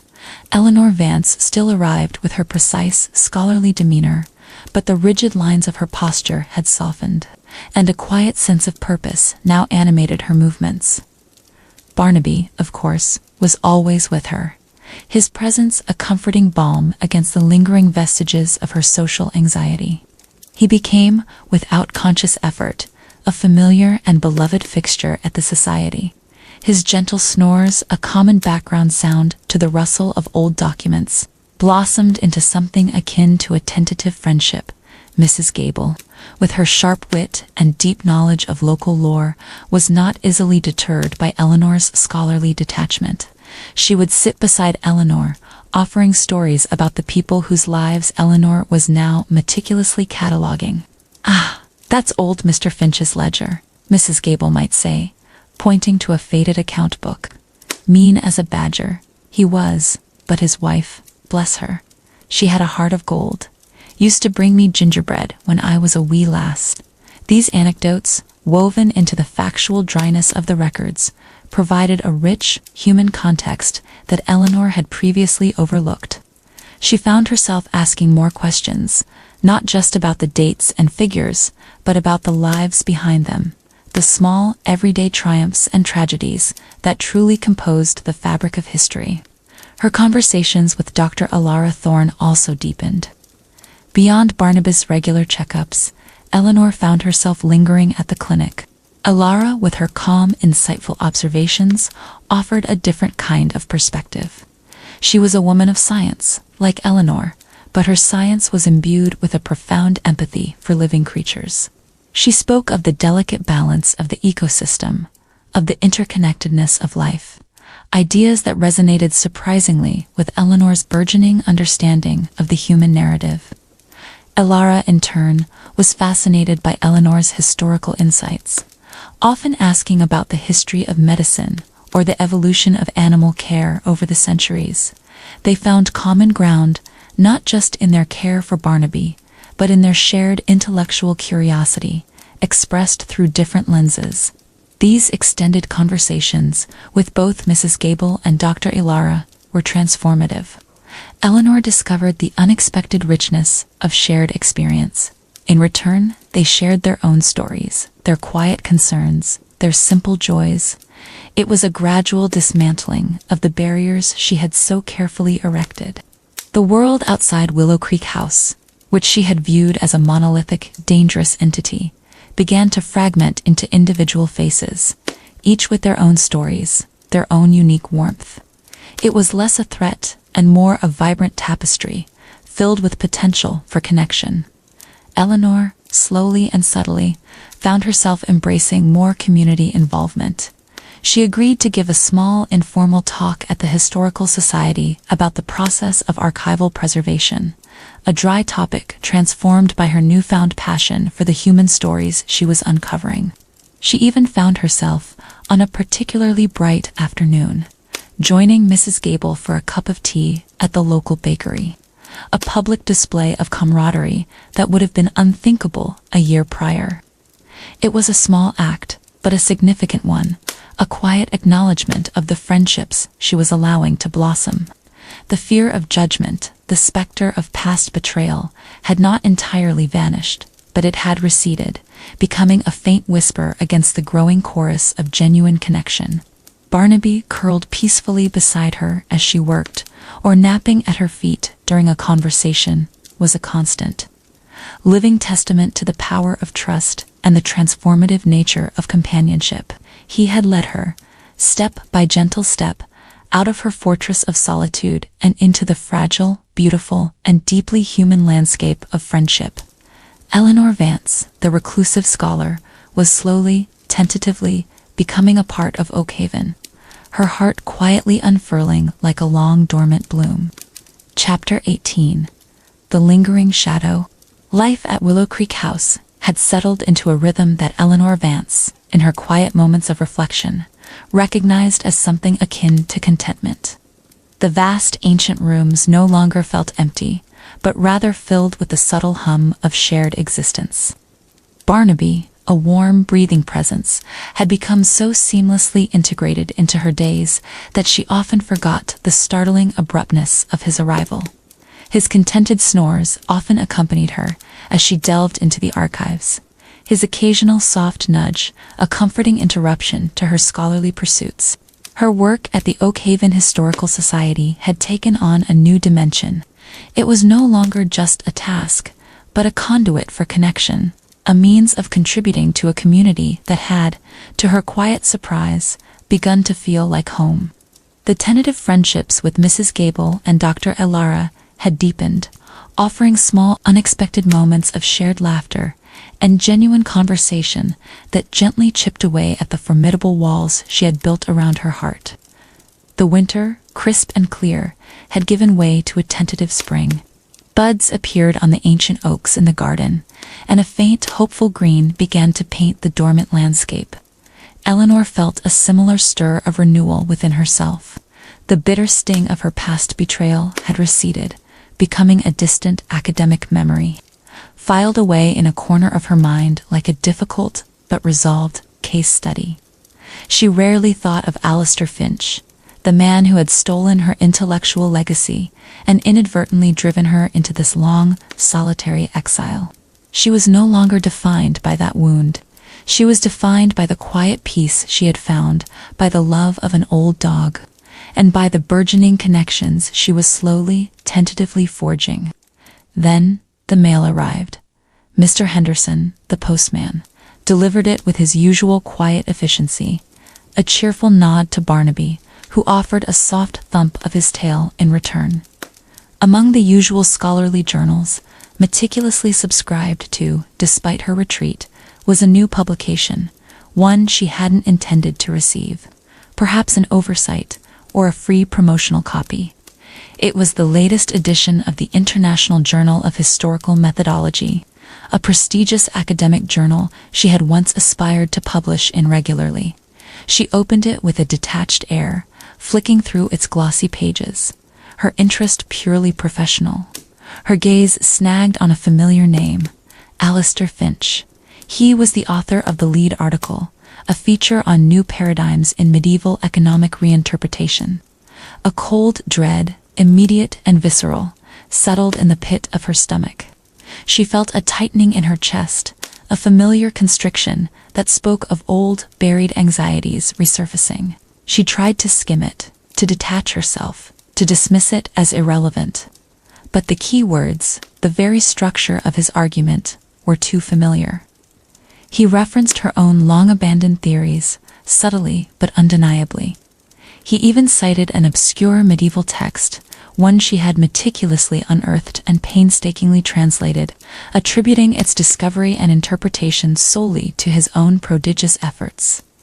There was no direct mention of her, of course, no blatant plagiarism that could be legally challenged. It was far more insidious, a clever, confident expansion of her ideas, building upon her foundational work, subtly twisting it into his own, further cementing his reputation at the expense of her forgotten legacy. The casual cruelty of it, the quiet arrogance, struck her with the force of a physical blow. It was not just the theft of ideas, it was the theft of identity, a continued erasure of her contribution. All the carefully constructed piece, the old bitterness, a corrosive acid she had thought long neutralized, began to bubble to the surface. Anger, sharp and hot, flared within her. She slammed the journal shut, the sharp sound echoing in the sudden, thick silence of the drawing room. Barnaby, who had been dozing peacefully by the fire, instantly stirred. He lifted his head, his single eye fixed on her, sensing the abrupt shift in her demeanor. He whined softly, a low, questioning sound. But Eleanor was beyond hearing him. She felt the familiar weight of self-pity, the cold tendrils of resentment wrapping around her heart. She was still unseen, still unacknowledged, despite all her efforts to move on. The world, it seemed, would always find a way to remind her of her vulnerability, of the treachery of human interaction. She retreated. Not physically, not yet, but emotionally. She ignored the gentle nudge of Barnaby's head against her leg. She picked up the journal again, her fingers tight around its spine, and stalked back to her study, pulling the heavy door shut with a decisive click that felt more like a slam. The silence of the archive, once a comfort, now felt oppressive, amplifying the turmoil within her. For the next 2 days, Eleanor existed in a fog of familiar pain. She canceled her upcoming session at the Historical Society with a curt, vague message to Mrs. Gable about unforeseen research demands. She let Dr. Eller's call go unanswered. Her meals became perfunctory, eaten standing at her desk, her gaze fixed on her computer screen, though she absorbed little of the historical text before her. The world outside, the nascent friendships, the community connection, it all felt distant, unreal, insignificant in the face of this reopened wound. The past, a predator she thought she had outrun, had circled back, leaving its indelible mark once more. Barnaby, usually a constant presence, found himself subtly pushed away. When he nudged her hand for affection, she would offer a perfunctory pat before returning her gaze to the screen. When he tried to rest his head on her lap, she would shift, making it clear she was busy. He seemed to understand, though. He did not retreat completely. Instead, he maintained a quiet, persistent vigil. He would lie by the study door, occasionally letting out a soft sigh. He would follow her from room to room, always a few paces behind, a silent shadow. His single eye, though clouded by age, held a depth of understanding that unnerved her. He wasn't demanding attention. He was offering unwavering presence, a quiet loyalty that Eleanor, in her self-absorbed bitterness, initially refused to accept. On the third morning, Eleanor found herself staring blankly at a complex genealogical chart, her mind stubbornly refusing to process the information. The air in the study felt heavy, thick with her own suppressed anger and renewed despair. Barnaby, who had been lying by her feet for hours, quietly lifted his head. He let out a low whimper, then slowly, painstakingly, pushed himself to his feet. He came around the desk, his old body moving with a deliberate effort, and laid his head directly on her lap. His fur, soft and warm, was a tangible comfort. He nudged her hand with his nose, then let out a long, shuddering sigh, his body relaxing against her legs. His single eye looked up at her, not with a plea for attention, but with an expression of profound, unwavering comfort, a silent invitation to feel, to acknowledge, to simply be. In that moment, the carefully constructed wall around her heart, reinforced by the return of old pain, finally gave way. The bitterness, the anger, the self-pity, they all seemed to diminish in the face of his quiet, unconditional presence. He was not asking for anything, only offering. His loyalty, unearned and unshakable, pierced through her self-imposed darkness. He was a living, breathing testament to genuine connection, a connection that had nothing to do with academic accolades or professional recognition, but everything to do with quiet, unwavering love. His presence broke through her self-pity and anger, reminding her that even in the face of past injustices, there was still light, still connection, still a profound, simple joy to be found in the present moment. The lingering shadow, while real, could not extinguish the new light he had brought into her life. Chapter 19. The Revelation of Compassion. Barnabas's quiet, unwavering presence had pierced through the shroud of Eleanor's renewed despair. But the lingering bitterness of Alistair Finch's continued professional success, built partially on her stolen insights, still clung to her.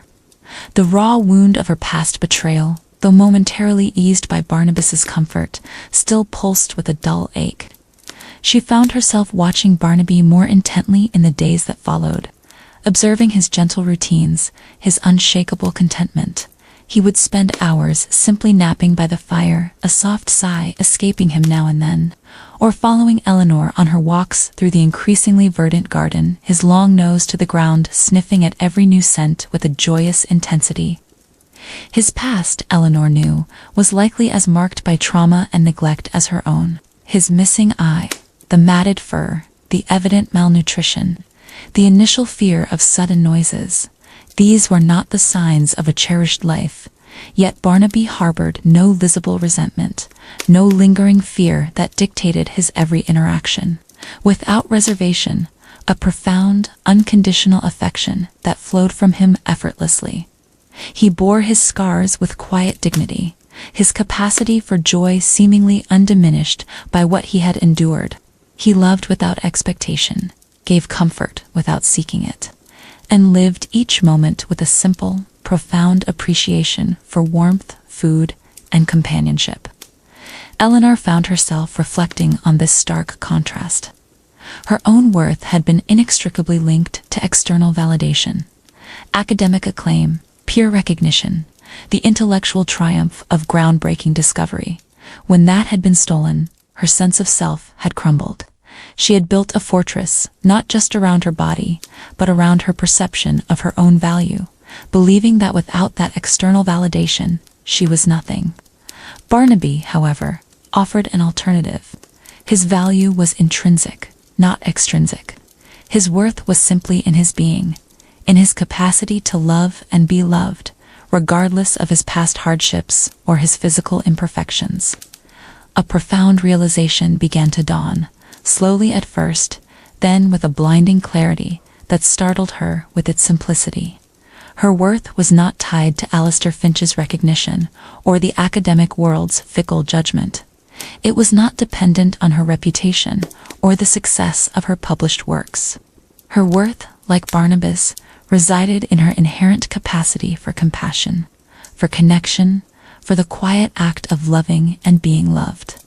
The bitterness, while understandable given the profound injustice she had suffered, was not harming Alistair Finch. It was harming her. It was keeping her tethered to a painful past, preventing her from fully embracing the warmth and connection that Barnaby, and now the community of Oakhaven, offered. It was a release, a severing of the invisible chains that bound her to a bitter past. She might never forget what Finch had done, but she no longer had to let it define her or poison her present. The intellectual theft could not diminish the truth of her insights, nor could it diminish her capacity for genuine contribution and connection. This understanding brought a lightness she hadn't experienced in years, a profound sense of release. It was as if a heavy cloak, woven from resentment and self-pity, had finally slipped from her shoulders. The wound, which had periodically reopened and bled, now began to truly heal, leaving a scar, yes, but a scar that no longer throbbed with active pain. It was a testament to survival, a mark of transformation, not a badge of victimhood. That evening, as the last rays of sunlight streamed through the tall windows of her study, casting long shadows across her desk, Eleanor sat down. She pulled out a fresh sheet of heavy, cream-colored vellum, its surface smooth and inviting. She selected her finest quill, dipped it in ink, and began to write. She did not write to Alistair Finch. She knew such a letter would be fruitless, perhaps even detrimental.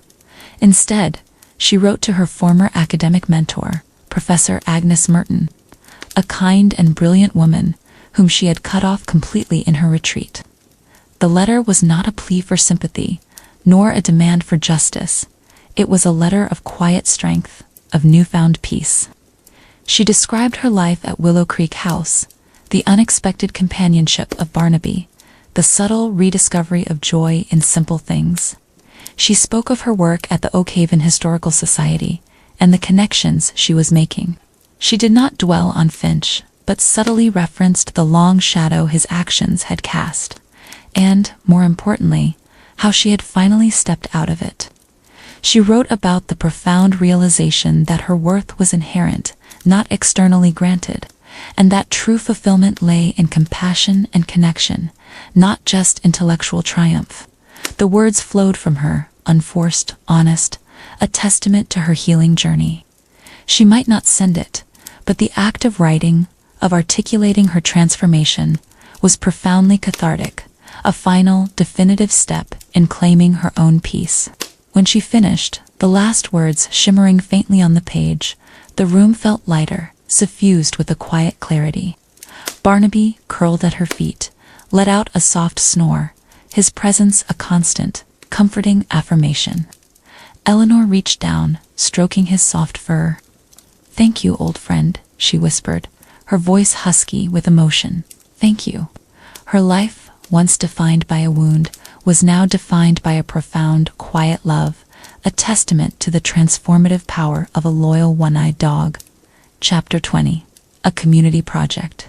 The renewed vigor that followed Eleanor Vance's revelation of compassion was palpable. The academic journal, once an instrument of renewed torment, now lay forgotten on a side table, its power over her diminished. She emerged from her brief, self-imposed retreat with a quiet energy that surprised even herself. Her first act was to contact Mrs. Gable, offering a sincere apology for her abrupt absence from the Historical Society, explaining it vaguely as a personal matter that had now resolved itself. Mrs. Gable, with her characteristic warmth and understanding, simply smiled and welcomed her back without question.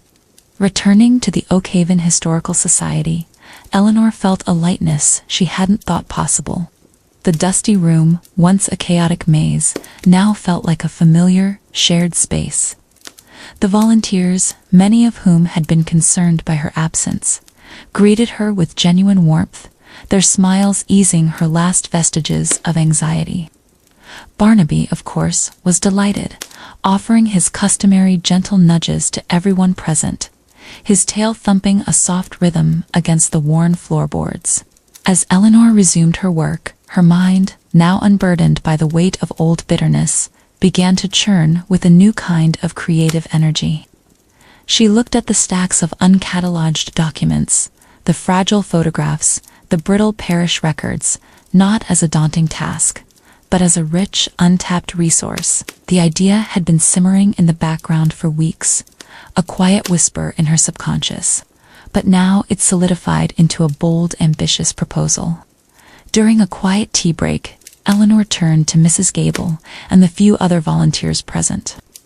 "Mrs. Gable," she began, her voice clear and precise, yet tinged with an uncharacteristic enthusiasm. "I have been contemplating the immense value of this collection. It is a treasure, truly, but it is largely inaccessible to the wider community, both within Oakhaven and beyond." She gestured around the cluttered room. The physical documents are fragile, susceptible to decay. What if we were to digitize the entire archive? Mrs. Gable, however, her eyes sharp and intelligent, leaned forward.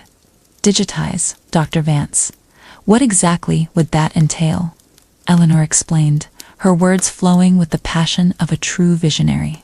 It would mean scanning every document, every photograph, every map, converting them into digital files. These files could then be meticulously indexed and uploaded to a public online database. School children, local historians, even distant descendants of Oakhaven families could explore their heritage from the comfort of their homes. It would safeguard the originals and make our rich history immortal, truly public. The scope of the project was immense. It would require specialized equipment, high-resolution scanners, archival software, a dedicated server. It would demand countless hours of painstaking work, scanning brittle pages without damaging them, transcribing faded cursive into searchable text, creating metadata for each entry. And most significantly, it would require volunteers, many volunteers, to manage the sheer volume of material. Initial reactions ranged from polite skepticism to outright bewilderment. But Dr. Vance, where would we get such machines? And who would know how to use them? Asked one elderly volunteer, her voice laced with doubt. Eleanor, however, had anticipated these questions. She had already begun researching grant opportunities, potential funding sources, and local technology resources. She spoke with a quiet confidence that was deeply persuasive. "We will learn," Eleanor declared, her gaze sweeping over their faces. "I will provide the training. We can enlist the help of younger generations, those who are already adept with technology. This is not just about preserving the past. It is about building bridges to the future, about connecting Oakhaven's heritage to the wider world." Mrs. Gable, after a long moment of contemplation, broke into a wide, approving smile. "And I dare say the whole village will be too, once they understand the vision." And so, the Oakhaven Digital Archive Project was born. Eleanor, the reclusive scholar, found herself transformed into its chief architect and project manager. She led weekly workshops, teaching the volunteers how to handle fragile documents, how to operate the new, somewhat intimidating scanning equipment. She even managed to recruit a handful of tech-savvy teenagers from the village. Their initial skepticism replaced by genuine enthusiasm for the hands-on work and Eleanor's surprisingly engaging lessons on local history. The society hummed with a new kind of energy, the rhythmic click of scanner buttons, the soft tap of keyboards as volunteers transcribed old letters, the quiet murmur of shared discussion. These sounds filled the formerly sleepy room. Eleanor, once so fearful of human interaction, found herself reveling in the collaborative spirit. She patiently guided, gently corrected, and enthusiastically praised. She discovered a surprising joy in mentoring, in seeing the light of understanding dawn in a volunteer's eyes as they deciphered a particularly challenging piece of script. Barnaby, meanwhile, became the unofficial mascot of the project. He would pad between the tables, accepting pats and ear scratches from various volunteers. His presence a calming, comforting force. When spirits flagged, his gentle snore or a soft nudge would remind them of the quiet joy in their shared endeavor.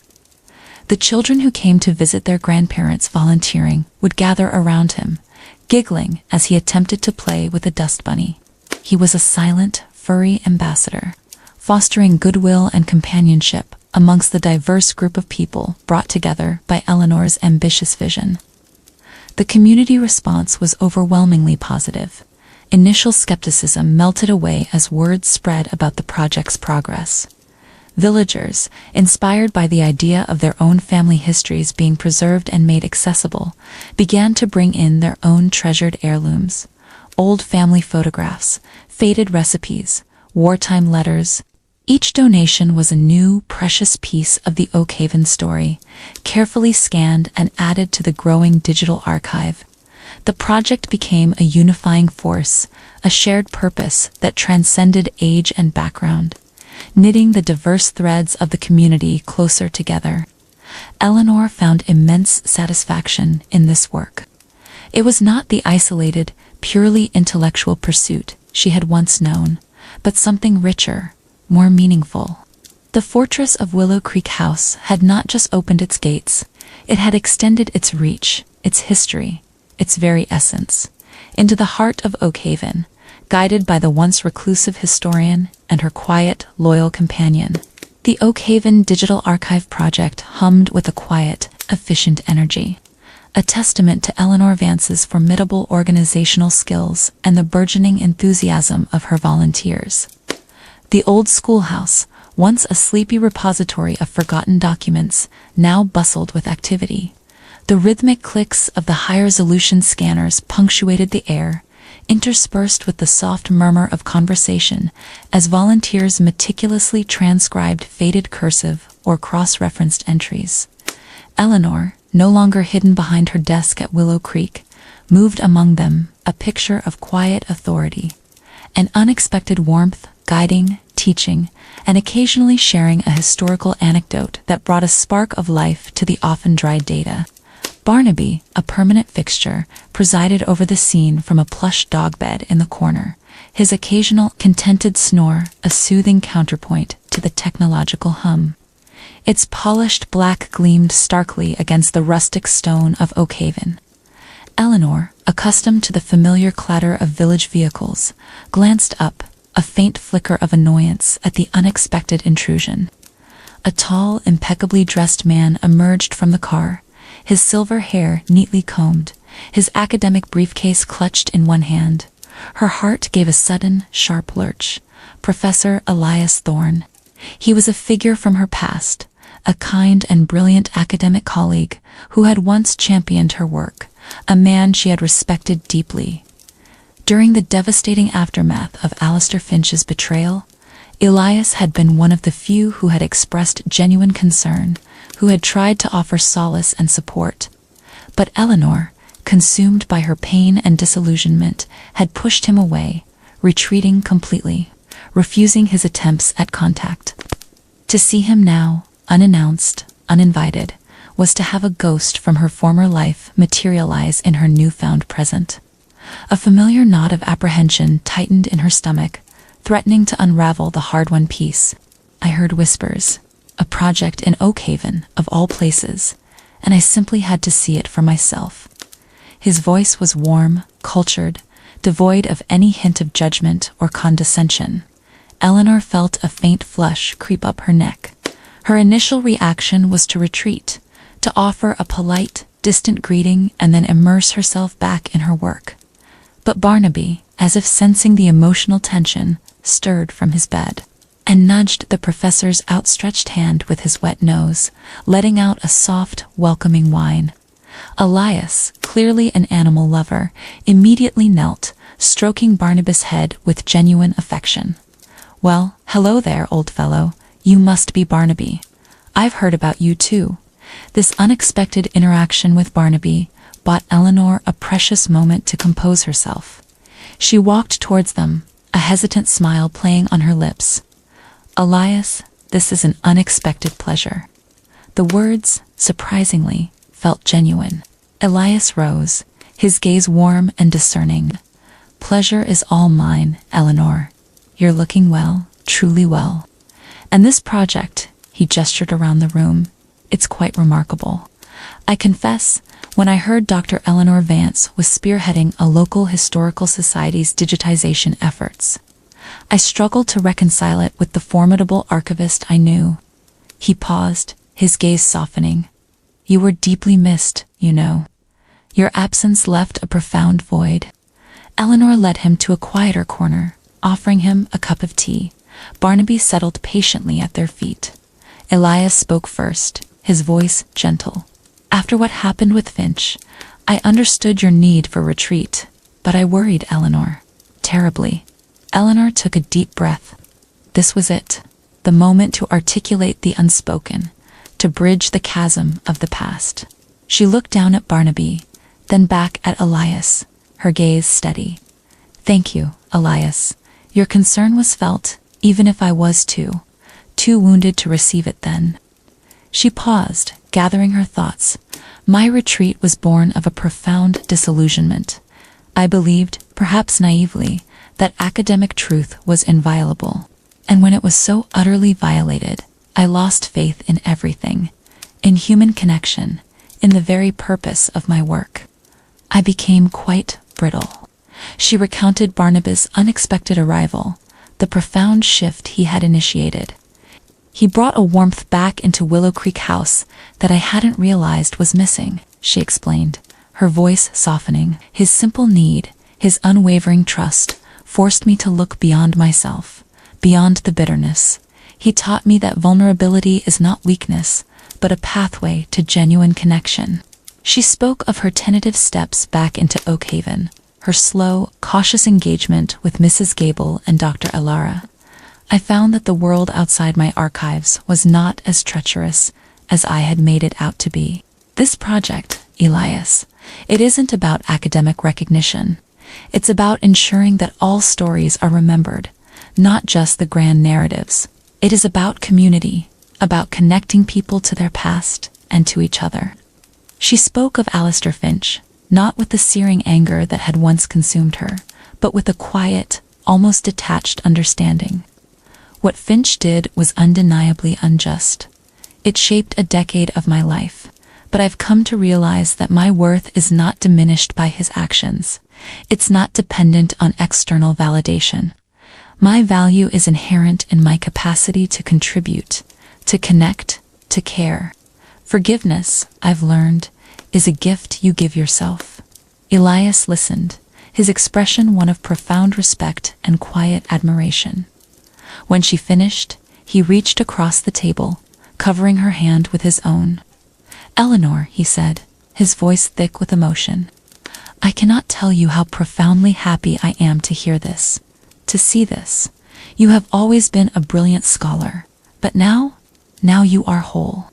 This is a far greater triumph than any academic accolade, my dear. You have truly found your place." He paused. "The academic world is changing. There are new initiatives, new opportunities for collaboration, for public engagement. Your expertise, your unique perspective, it would be welcomed, celebrated, perhaps a guest lecture at the university, a visiting fellowship." Eleanor smiled, a genuine, radiant smile that softened the lines around her eyes and made her entire face glow. She looked at Barnaby, then around the bustling room, filled with the warmth of shared purpose. "Thank you, Elias. That is a kind offer, and one I might not have considered before. But my purpose, my home, is here now. There are countless stories yet to be digitized, countless lives to be brought into the light, and a very good old friend who needs his walks." She gently squeezed his hand. "Perhaps, though, you might visit Oak Haven again. We always have room for another scholar, or simply a friend." Elias nodded, a look of profound understanding in his eyes. The visit was not about pulling Eleanor back into her old life, but about validating her new one.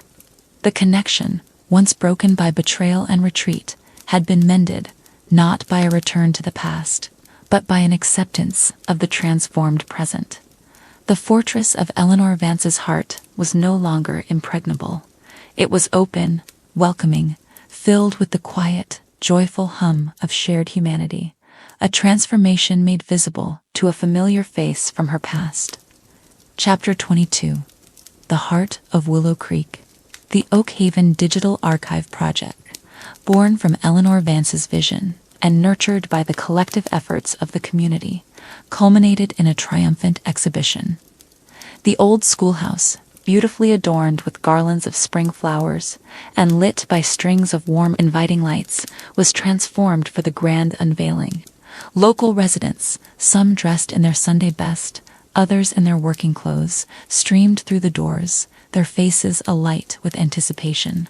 Children, hushed by the solemnity of the occasion, pointed at projected images of their great-grandparents, their young eyes wide with wonder. The air hummed with a joyful blend of pride, curiosity, and shared accomplishment. Eleanor, no longer the reclusive scholar, stood before them, a microphone in her hand. Her tailored tweed jacket, familiar but now subtly less severe, felt comfortable, a part of her new identity. Barnaby, his head resting gently on her polished shoe, was a quiet, comforting presence at her side. His soft snores occasionally reaching the microphone, drawing gentle chuckles from the audience. Eleanor's voice, clear and resonant, filled the room, carrying the weight of her journey and the depth of her passion. "Good evening, O'Cavan," she began, her gaze sweeping across the familiar faces, the faces of friends and neighbors. "For many years I lived in the past, literally and figuratively. My home, Willow Creek House, is a repository of history, a place where I sought solace in the verifiable facts of bygone eras. I believed that true knowledge, true peace, resided in the silent narratives of the dead." She paused, a faint, tender smile touching her lips as she glanced down at Barnaby. "But a very good old friend, a rather scruffy, one-eyed basset hound named Barnaby, taught me a profound lesson. He showed me that the past, while rich and vital, truly comes alive when it is connected to the present, when it is shared, when it informs our living, breathing human experience." She spoke eloquently about the importance of preserving all stories, not just the grand narratives of kings and battles, but the quiet, everyday lives of ordinary people. "This digital archive," she continued, gesturing towards the glowing screens displaying meticulously scanned documents, "is a testament to the lives of O'Cavan. It contains the birth records of your ancestors, the letters they exchanged, the recipes they cooked, the challenges they faced. Each entry, no matter how small, is a whisper from the past, reminding us of the enduring human spirit."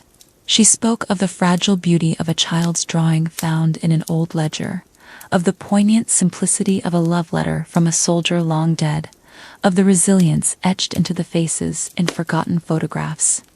She highlighted the connections, drawing subtle parallels to her own journey, emphasizing how even the most isolated lives were part of a larger, interconnected human tapestry. "We are all threads in this tapestry," she concluded, her voice imbued with a quiet power. "And by preserving and sharing these threads, we strengthen the fabric of our community, linking generations, reminding us of who we are and where we come from." A wave of applause, warm and heartfelt, washed over her. An embrace that Eleanor received not with awkwardness, but with genuine gratitude. Villagers pressed forward, offering congratulations, expressing their pride in the project, sharing their own family anecdotes, their eyes alight with the joy of seeing their heritage brought to life. Mrs. Gable, tears brimming in her eyes, clasped Eleanor's hand tightly. Dr. Alara, her gaze kind and knowing, simply nodded, a silent acknowledgement of the transformation she had witnessed. The success of the Digital Archive project extended beyond the exhibition. Its online database, meticulously curated and surprisingly user-friendly, became a valuable resource, drawing inquiries from researchers across the country and even distant descendants seeking their roots. Eleanor continued her work, but her approach was irrevocably changed. Her scholarly pursuits now blended seamlessly with her public engagement. Willow Creek House, once a fortress of solitude, subtly transformed into a vibrant hub, reflecting Eleanor's own openness. It was not a grand public venue, but it began to host small, intimate community events. A weekly historical discussion group, led by Eleanor, met in her grand drawing room. Its members drawn from the village, their voices animated by lively debate and the aroma of freshly brewed tea. A youth outreach program designed to introduce local teenagers to archival research and digital humanities used a converted annex for its workshops. Barnaby, of course, was always present, a comforting, familiar presence, greeting each new face with a gentle wag of his tail. Eleanor, the formidable historian, found a profound sense of belonging she had never truly known. Her life, once defined by the walls of her solitude, was now interwoven with the rich, vibrant tapestry of O'Cavan. She was no longer just a scholar, but a cherished member of a community, a trusted friend, a guide, a storyteller. The grand, echoing rooms of Willow Creek House, once filled only with the silent whispers of the past, now resonated with the lively hum of the present, a testament to the transformative power of companionship and the quiet, enduring love of an old, one-eyed dog. Chapter 23. Sunset and New Horizons, years folded into each other like the carefully pressed pages of a beloved ledger. The seasons continued their relentless, beautiful cycle, but Eleanor Vance no longer observed them with detachment. She lived them, experienced them with a new richness, her senses attuned to the subtle shifts in light, scent, and temperature. Willow Creek House, once a monument to her solitude, now truly felt like a home, imbued with the warmth of shared laughter, quiet conversations, and the constant, comforting presence of Barnaby. Barnaby, now truly ancient, was a testament to the passage of time. His once regained vigor had gently, gracefully begun to wane. His movements were slower, more deliberate, his once silky white coat now tinged with the faint, dignified yellow of extreme age.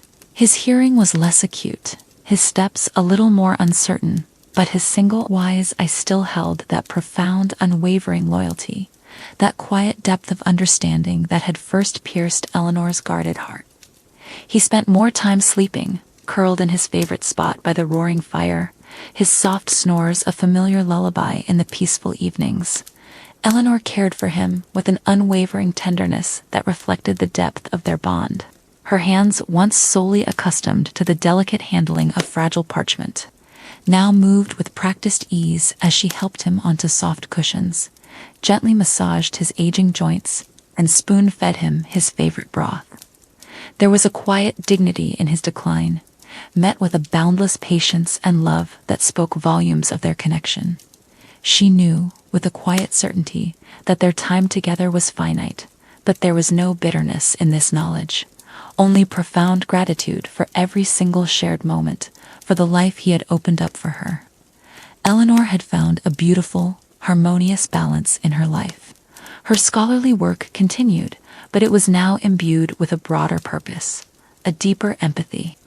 She still pursued her historical research with the same intellectual rigor, but her focus had shifted towards social histories, the lives of ordinary people, the intricate, often overlooked details that revealed the richness of human experience.